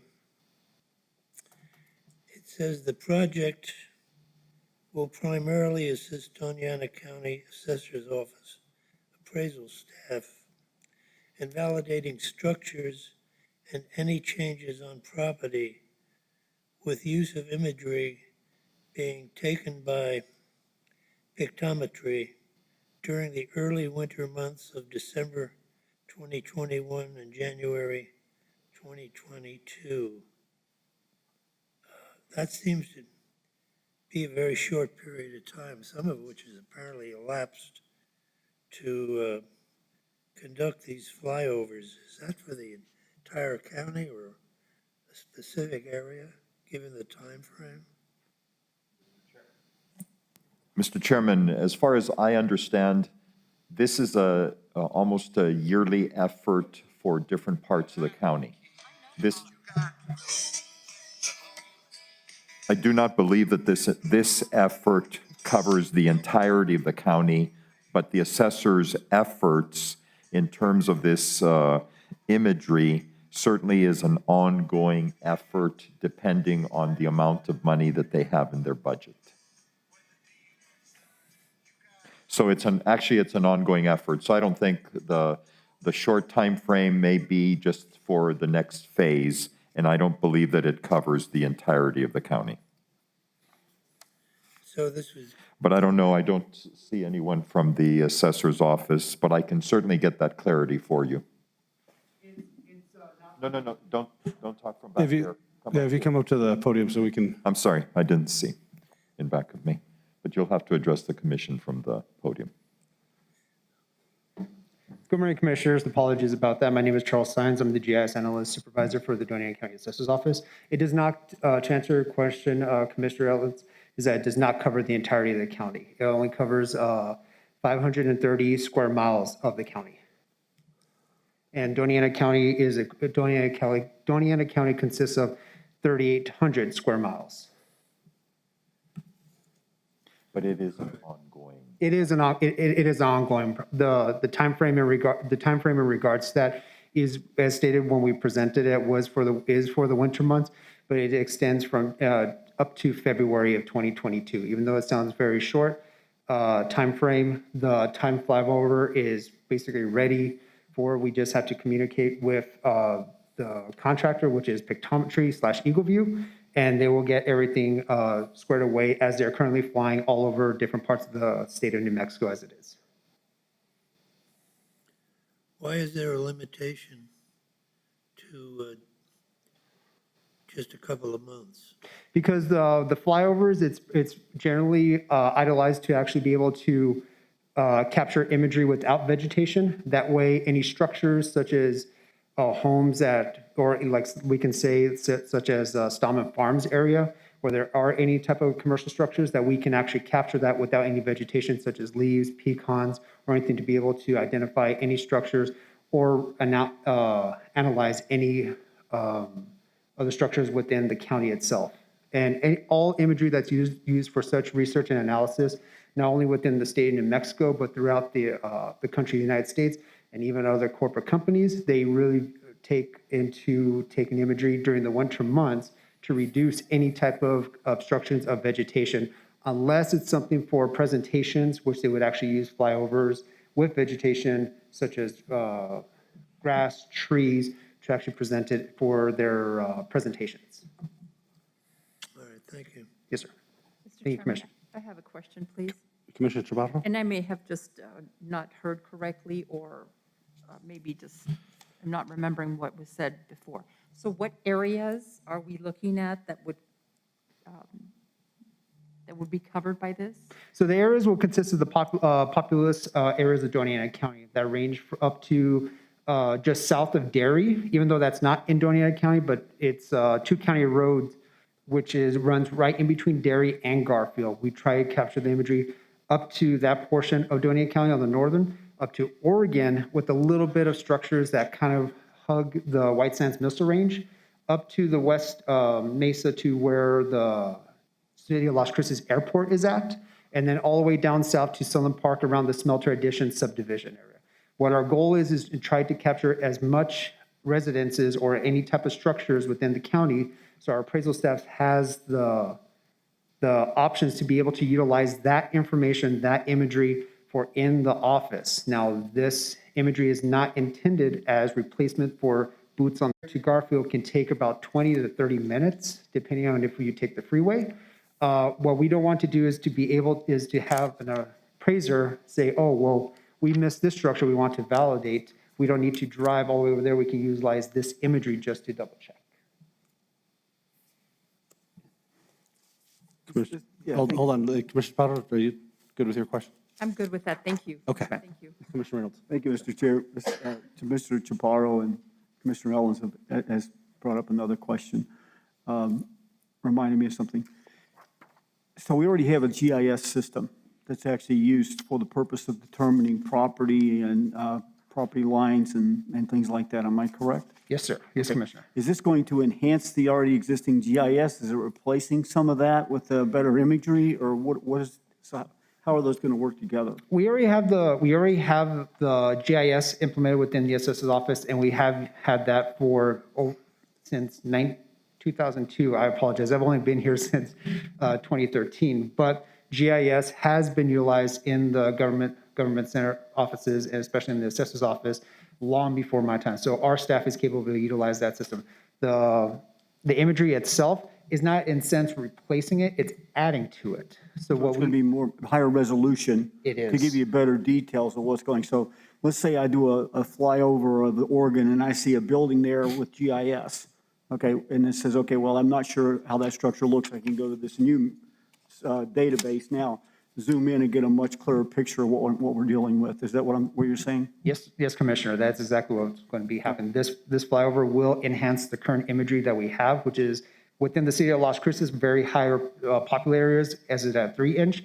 This flyover, that will be enhancing it to 2.5 to 2 inches of resolution with the new system that Eagle View is providing us on their flyovers.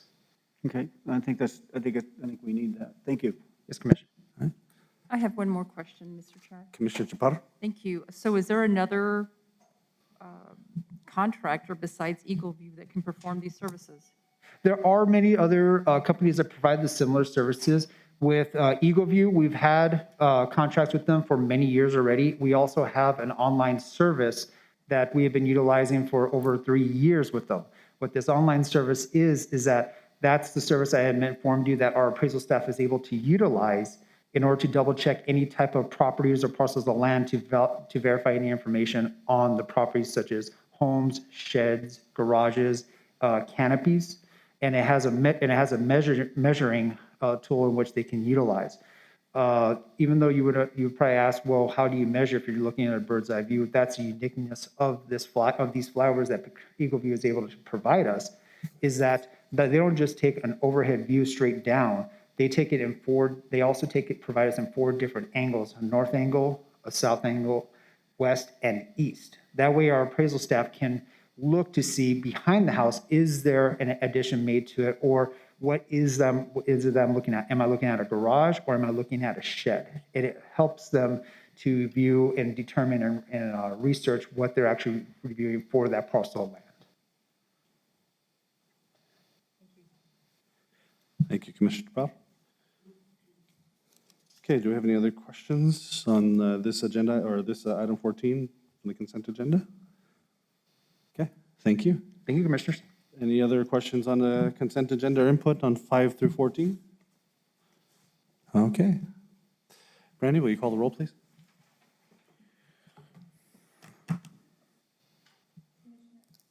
Commissioner Owens? Yes. Commissioner Reynolds? Yes. Commissioner Chaparro? Yes. Vice Chair Murillo? Yes. Chair Sanchez? Yes. The consent agenda has a few resolution numbers. Item number 5, 2022-01. Item number 6, 2022-02. Item number 7, 2022-03. And item number 12, 2022-04. Thank you, Brandy. Okay, we'll move on to the approval section of our agenda, which is agenda item 15. It's an annual resolution appointing 2 members of the Board of County Commissioners to conduct an annual inspection of the Doña Ana County Detention Center. Which I don't know if Commissioner Chaparro, you're interested in doing? Okay. Vice Chair Murillo, you're interested as well? Okay, so can I get a motion that we appoint Vice Chair Murillo and Commissioner Chaparro as the two members of the BOCC to conduct an annual inspection of the Doña Ana County Detention Center. So moved. Moved by Commissioner Reynolds. I'll second. Is there any comments? Public input? Okay. Brandy, will you call the roll? Commissioner Ellens, Yes. Commissioner Reynolds, Yes. Commissioner Chaparro, Yes. Vice Chair Murillo, Yes. Chair Sanchez. Yes. Thank you to Commissioner Chaparro and Vice Chair Murillo for taking that on. That does have a resolution number. The resolution number is 2022-05. Okay. All right, on to agenda item number 16, which is our annual resolution confirming appointments to the various committees and joint governmental entities. I know Jana had sent out a copy of the current assignment, or the assignments that were from 2021. I don't know if there are any changes or requested changes by the commissioners on the current assignments. Mr. Chair, Vice Chair Murillo? I would like to be removed from the Animal Services Center of the Mesilla Valley. I don't want to be on that one. Okay.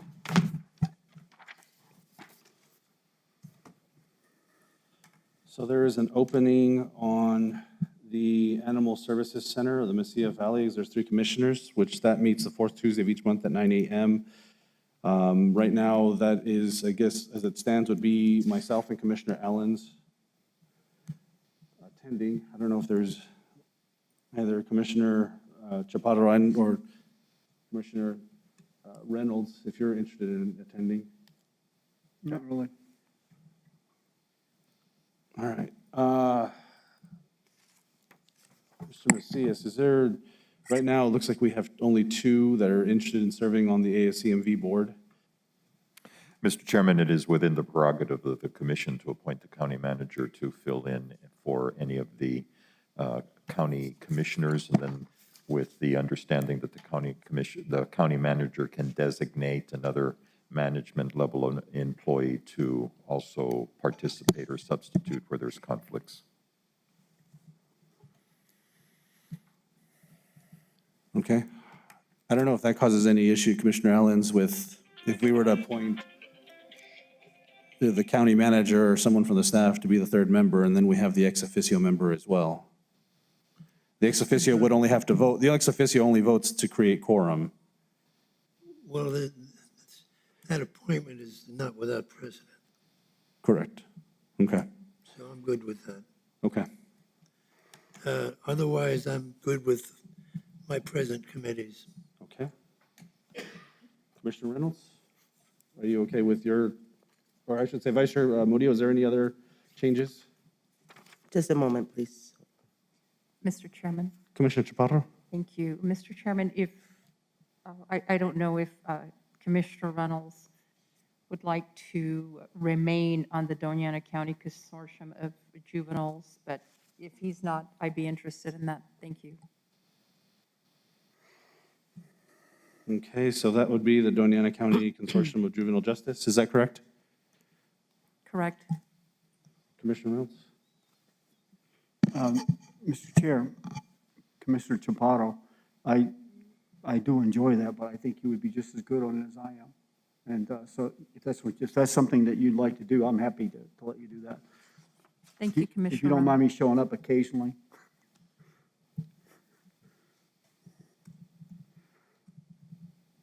Yes, that's fine. Thank you. Thank you.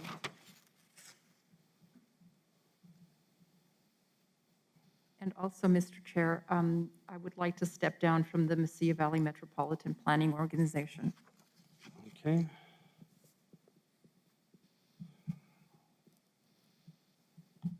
So there is an opening on the Mesilla Valley MPO that meets on the 2nd Wednesday of the month, except for March and July. Commissioner Ellens or Commissioner Reynolds, do you have any interest? Right now, it's myself and Vice Chair Murillo who serve, and there's 3 members that can serve on there. What time do they usually meet? 1 PM on the second Wednesday of the month. 1 o'clock on the second Monday, Wednesday, second Wednesday. second Wednesday. That would pose a conflict with one of my other meetings. Who else meets on Wednesday? Let's see.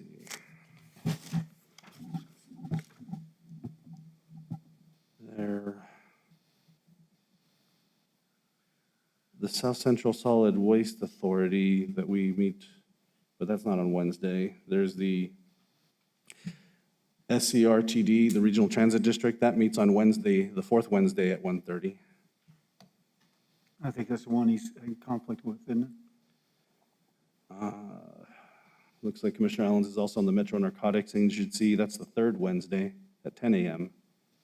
Who? The Metro Narcotics Agency, which meets quarterly, and it meets the third Wednesday.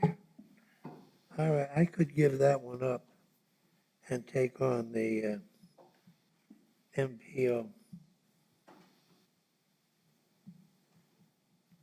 Okay.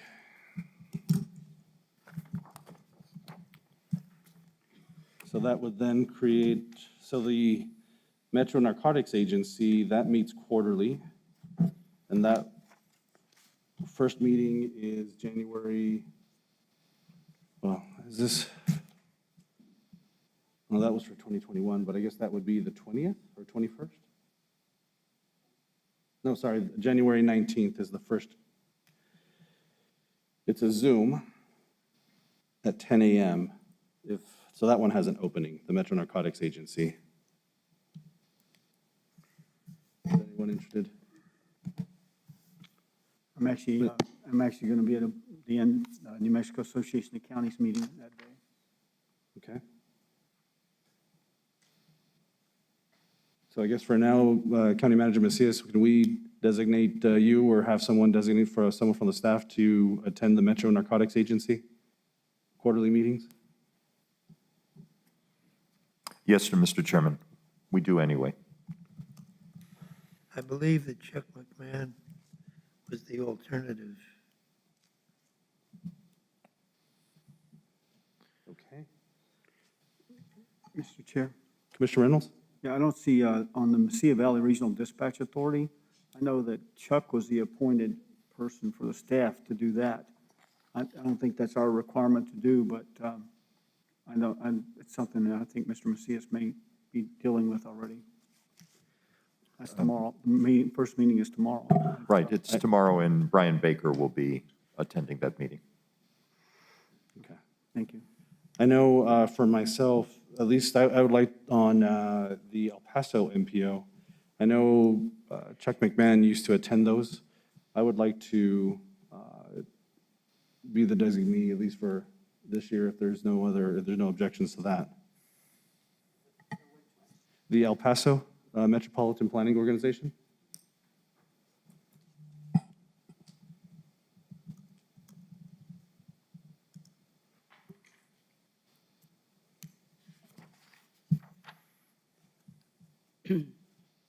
Okay, are there any other changes?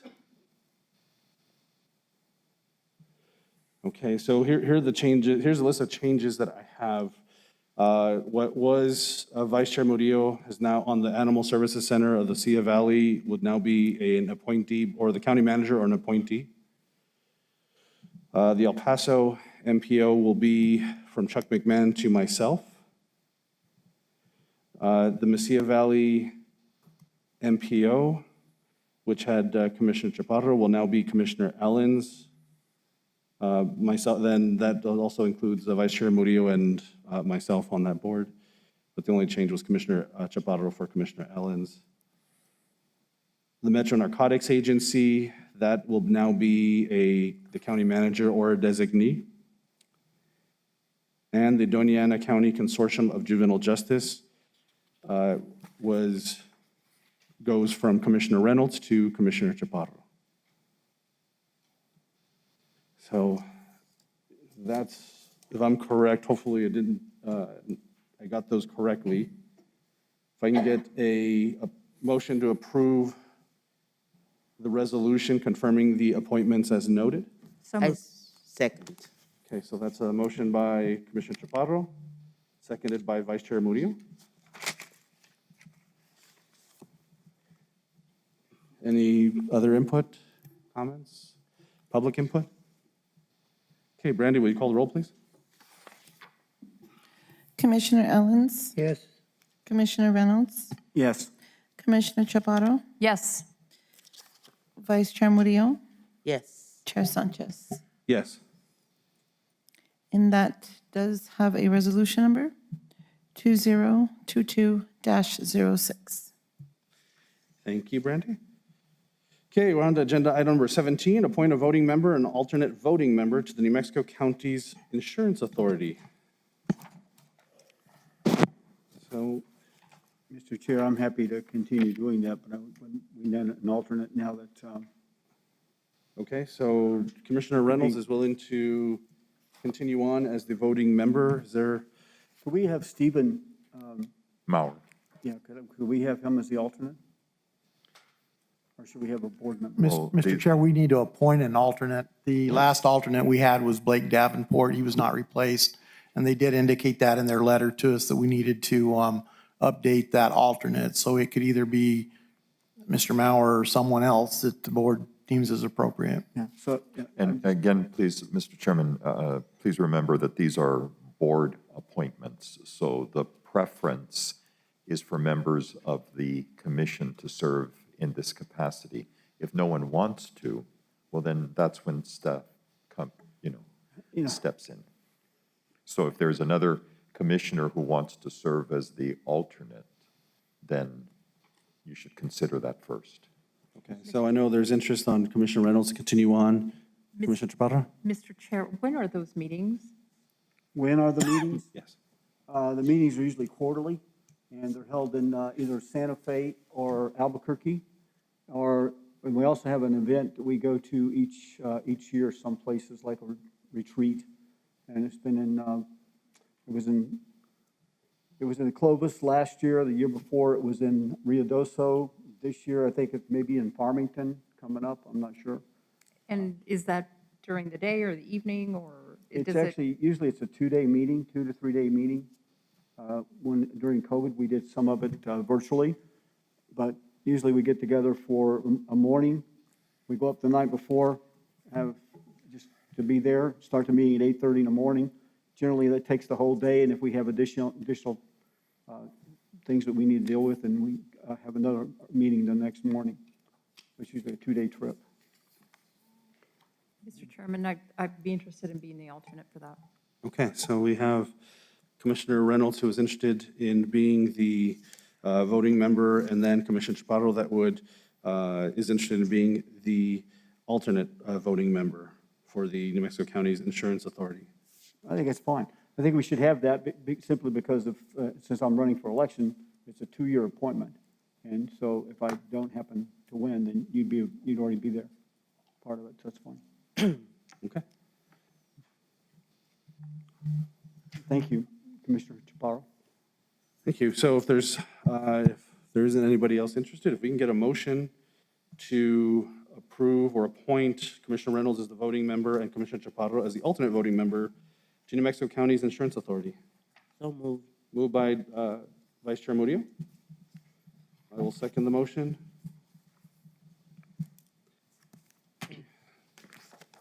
Any other input? Public input? Brandy, will you call the roll on agenda item number 17? Commissioner Ellens, Yes. Commissioner Reynolds, Yes. Commissioner Chaparro, Yes. Vice Chair Murillo, Yes. Chair Sanchez. Yes. Okay, it's getting close to 11 o'clock. I was hoping that we can take a 15-minute break before we continue on to the last 3 agenda items, which would be 18, 19, and 20. So we'll take a break. If there's no objections, we'll reconvene at 11:15.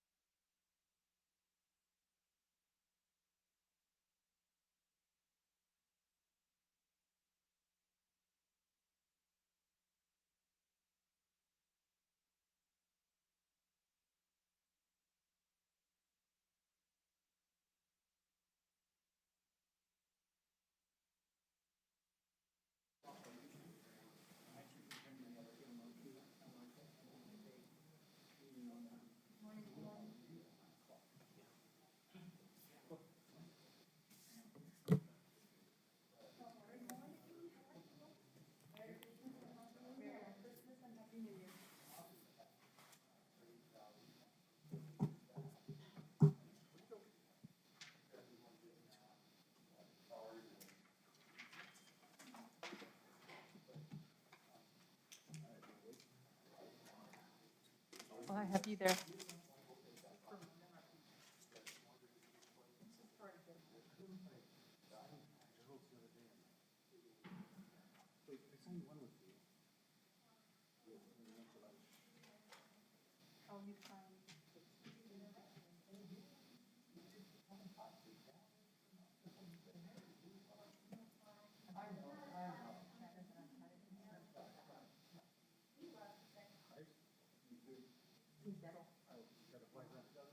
On the signatures.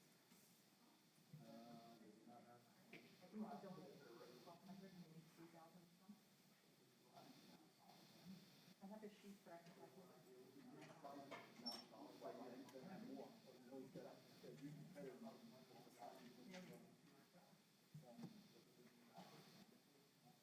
You know, sometimes you get to the point where you just hire somebody to just go, because I just can't imagine putting out. That's, yeah, that's like a big, 5% of Boston, 5% of Boston's population. You know, CDQ is almost part of it now. Yeah, but he's running, the statewide offices are. That's not right.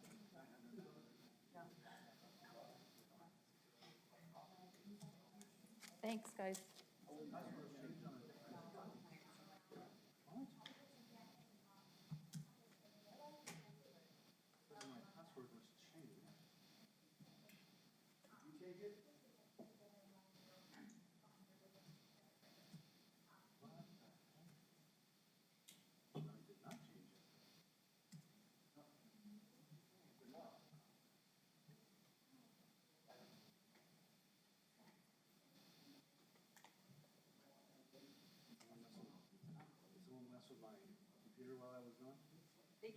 My password was changed temporarily because I'm having issues with my computer.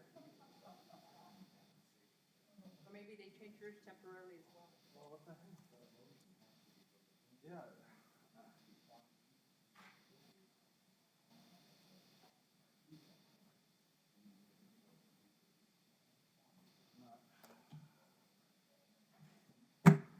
I'll share with you.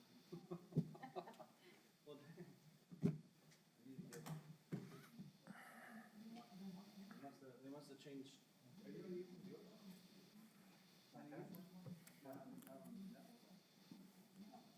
Mine, but I signed in, I haven't changed my password. I haven't changed mine, but it says.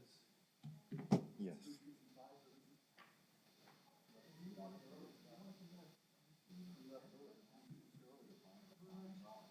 because I was having trouble. Well, no, it's weird because it just asked me for my PIN. I put it, or my password, and I put it in. And then it gave me an error saying it was changed on a different device. I don't have any other device. No, on the VPN?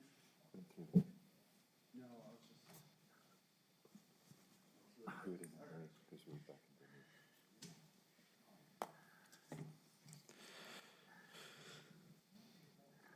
Okay, it is 11:19 a.m. and we will continue on with our agenda items. We're under approvals, agenda item number 18. It's the approval of the deductible selection levels for the 2022 multi-line and law enforcement and other insurance programs through New Mexico County's Insurance Authority. So I'll turn it over to you, Mr. Gooden. Yes, Mr. Chair, Commissioners, this is one of those things we do every year, is we have to determine what our deductibles are going to be for our various insurance products we have through the Association of Counties. If you'll recall, several months back, we had submitted a letter saying, hey, we may be looking at going somewhere else with our insurance on some of these items. We gave the information to our broker. He put his feelers out there, and unfortunately, we had no takers at that point in time. So we are going to be continuing on with the New Mexico County's Insurance Authority. We typically just refer to them as Association of Counties or New Mexico Counties because they do the administration for the New Mexico County's Insurance Authority. So what I've included into the packet is a document that asks us to do our selection. There's an asterisk on those that show what our current selection is. Our recommendation is that we remain with the current selections. with the exception of the law enforcement. Currently on the law enforcement, we have a deductible of $100,000. If we continued on with that, our premium would be, or our contribution would be a little over 1.7 million. Our proposal is that we drop that deductible down to a $50,000 deductible, and that would increase that contribution to a little over $1.9 million. Our basis for that is that the New Mexico Civil Rights Act that went into place in July is a little bit still in the unknown.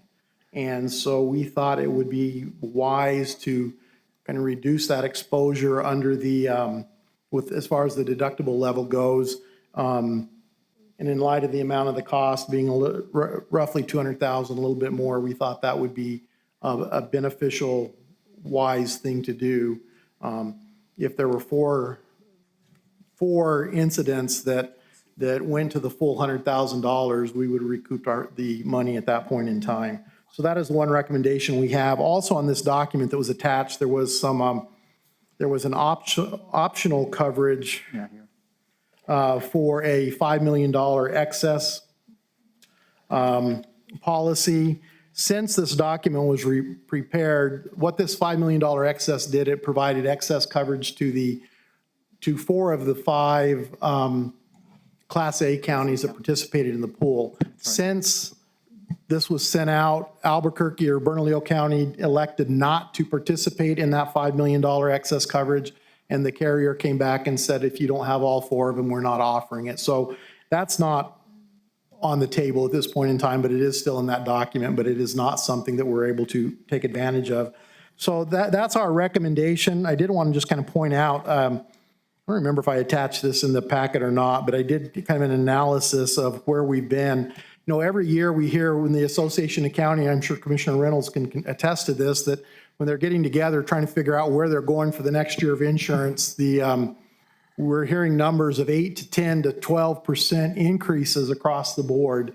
Fortunately for Doña Ana County, because of our loss history, we're not experiencing that type of an increase, but it's always something we're concerned about. But for example, under our general liability coverage, if we stay at the current deductible that we have of $25,000, we actually will have a 7% decrease over last year.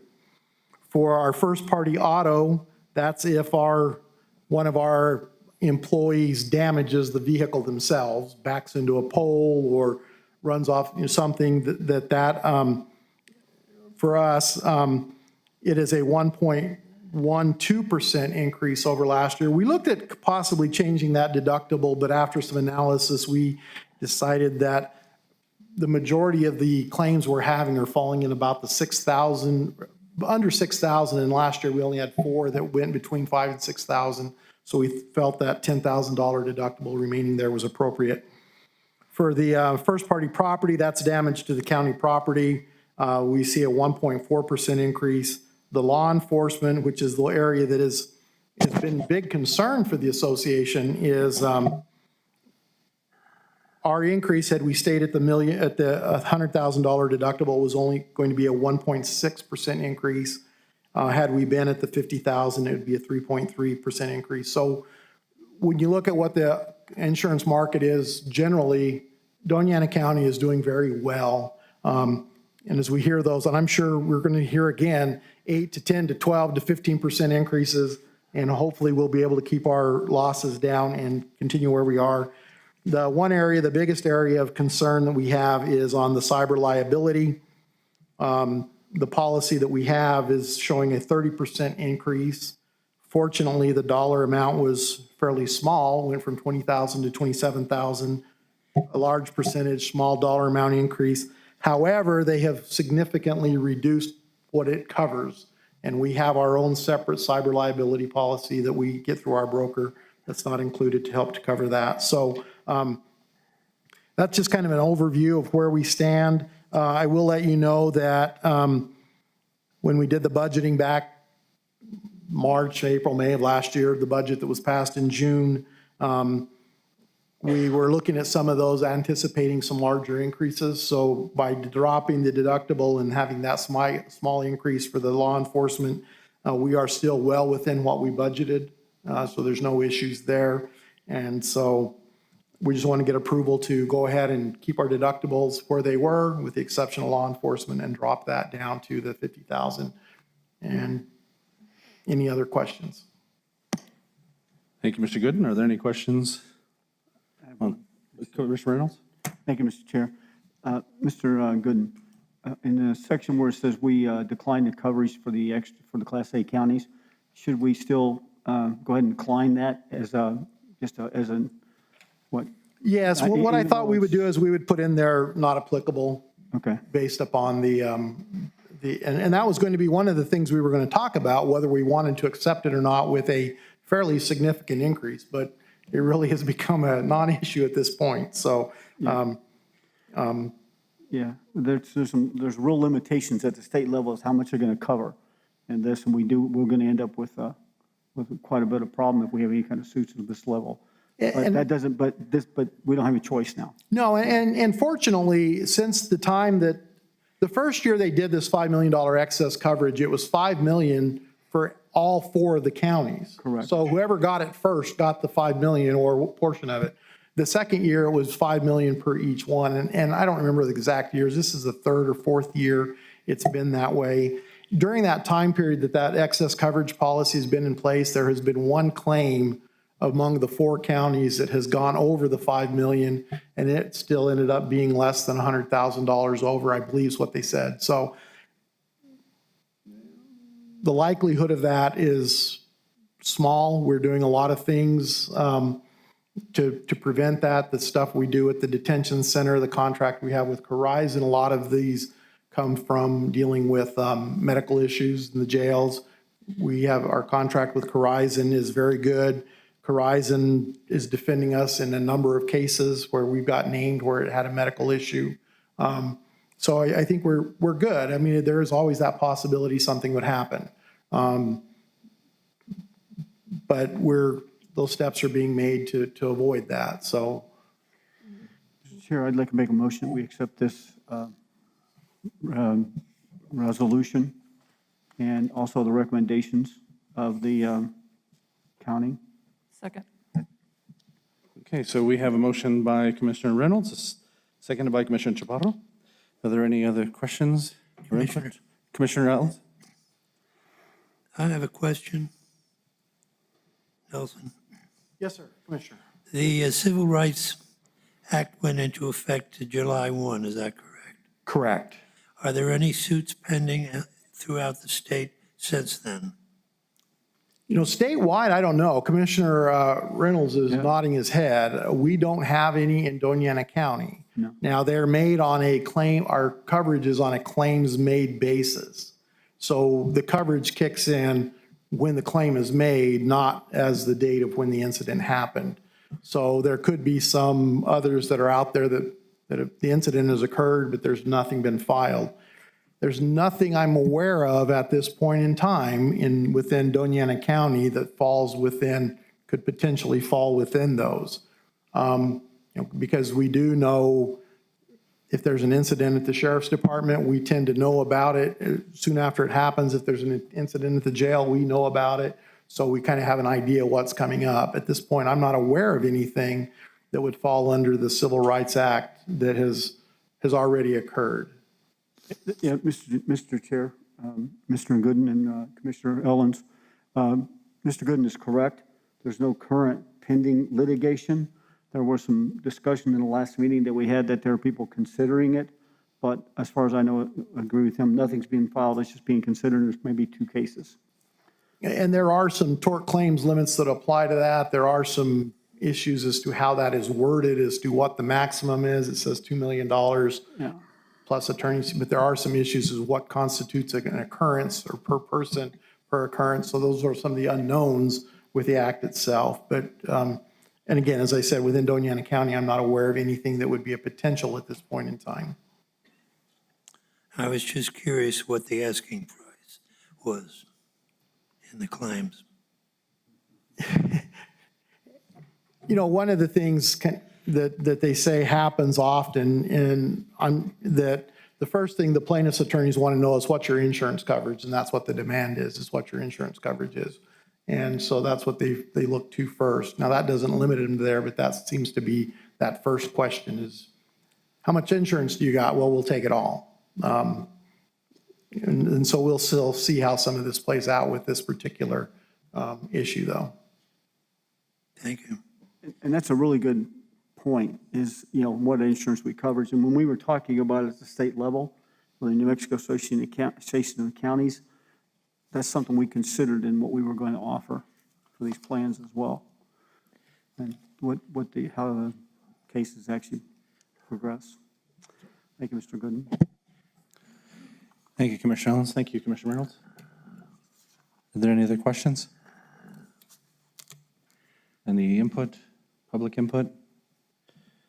Okay, we have a motion and a second on agenda item number 18. Brandy, will you call the roll, please? Commissioner Ellens? Yes. Commissioner Reynolds? Yes. Commissioner Chaparro? Yes. Vice Chair Murillo? Yes. And Chair Sanchez? Yes. Okay, we're on, let's see, agenda item number 19, which is to adjust Doña Ana County health, dental, and vision contributions to 80% for all employees, not including grandfathered employees with 100% coverage. This one will be presented by Ms. Asma Dawood. Good afternoon.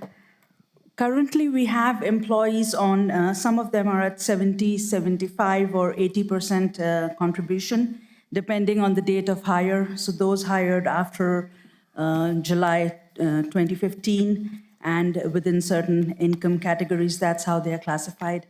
So we are requesting to change the contribution to 80% for all employees. This would not include those who are already grandfathered at 100%.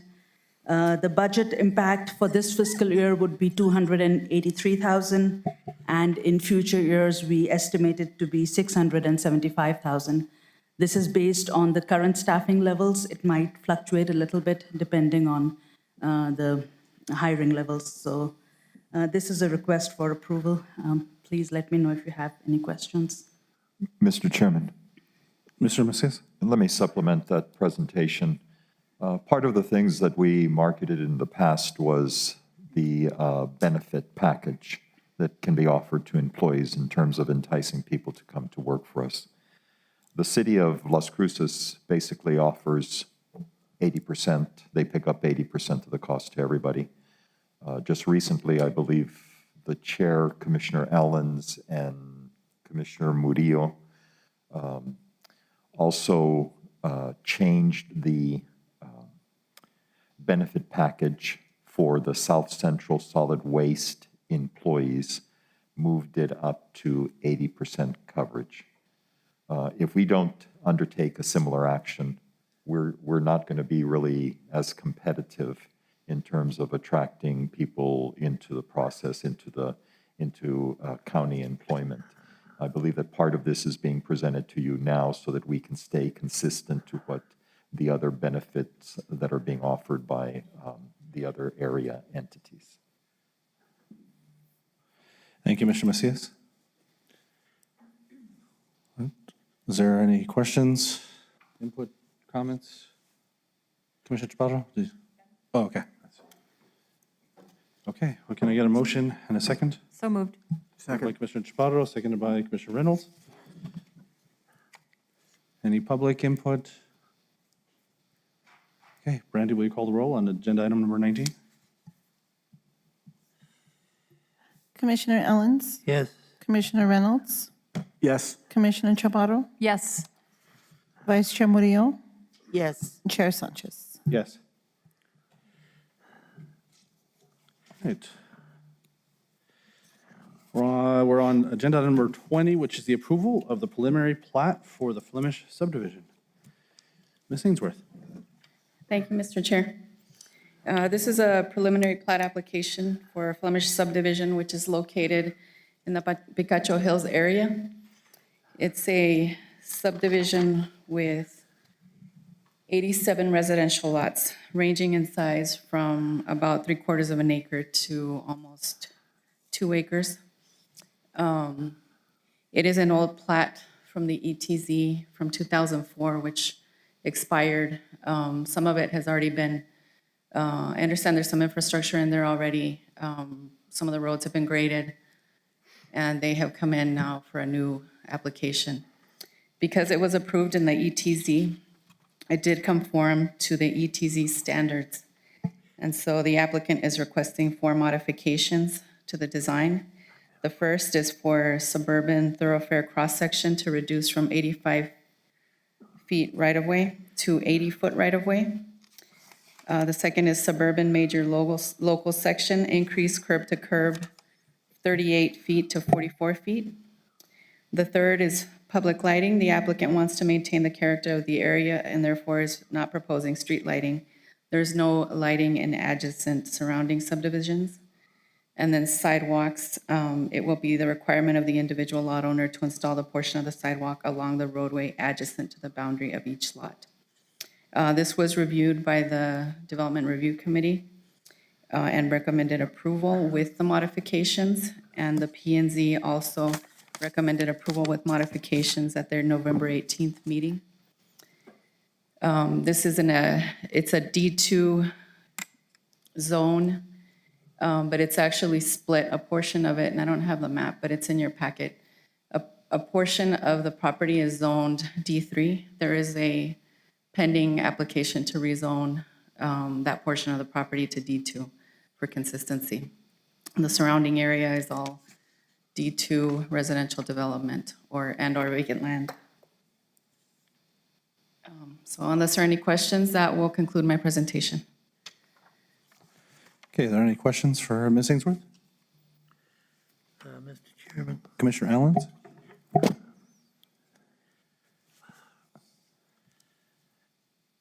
is it contemplated that an additional exit entrance to Picacho Hills will accompany this development? Not with this particular plat. It does not have another proposed entrance. However, there is a larger study which is being conducted by the Mesilla Valley MPO to look at another potential exit to that subdivision that would route it a different way. However, this particular subdivision and ownership, the possibility to create another entrance is not possible. This development is on the agenda for the Planning and Zoning Commission this coming Wednesday. This coming Wednesday, the Planning and Zoning Commission meets on Thursdays.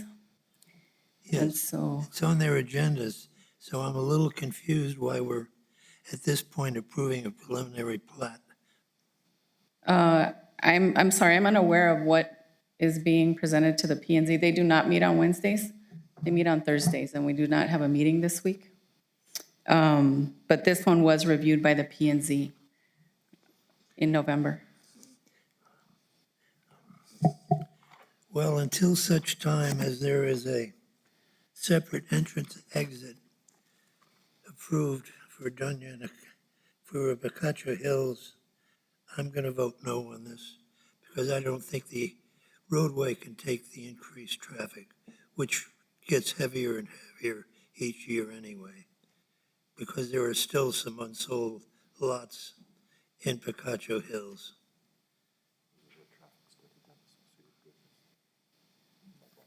Okay.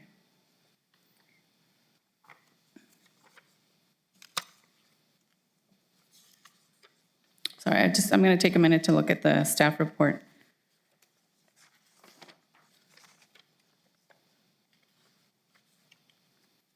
I mean, I appreciate the fact that it's Not necessarily.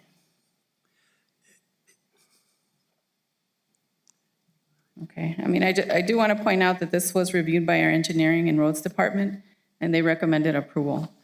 And if there was an associated traffic impact analysis required, then it would have been reviewed by them. And just also to reiterate, it was a plat that was approved in 2004 in the ETZ.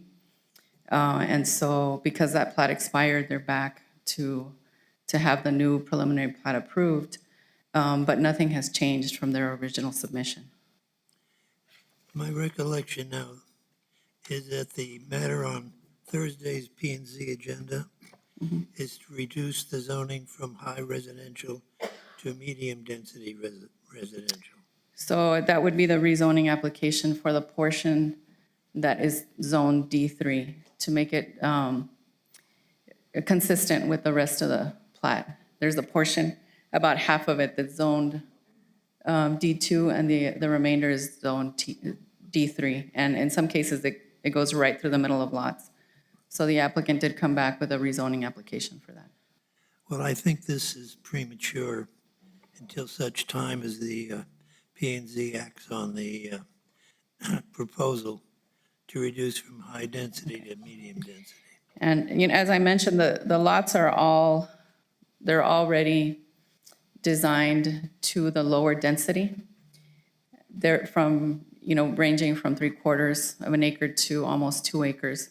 And so the change in zoning would not affect the size of those lots. They would still be on the larger size. I suspected that might have been the case, but given the roadway problem, I cannot support this. And those roadway widths that they requested within the subdivision are compatible with existing development in the area, and that was the reason they requested the modifications.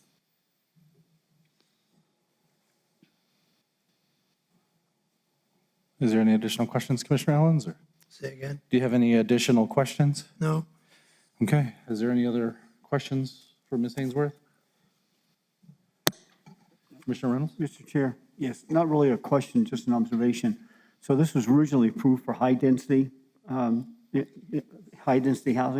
I wouldn't say high density, but D3 is higher density than the D2. So we basically reduced the number of properties there with this change? Correct. I mean, they were not proposing lots that, the higher density that would be permitted in the D3 anyway. They're pretty much conforming to the D2 requirements. Okay, thank you. Any other questions or input from Ms. Ainsworth?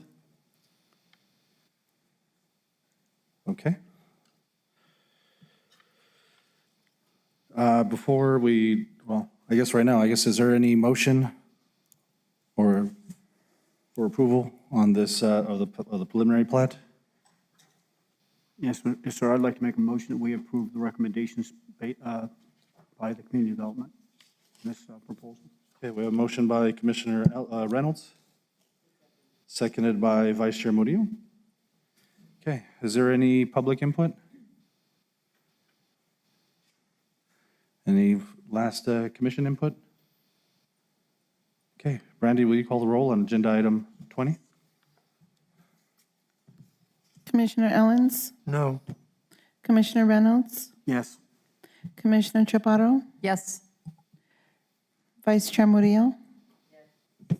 Chair Sanchez? Yes. Thank you. Okay, agenda items 21 and 22. We're moved to the next agenda, so we're on to agenda item number 3, which is correspondence. Brandy, is there any correspondence? Yes. Esmeralda Quintanilla versus Doña Ana County. Casey Allen May versus Doña Ana County. Randy Brady versus Doña Ana County.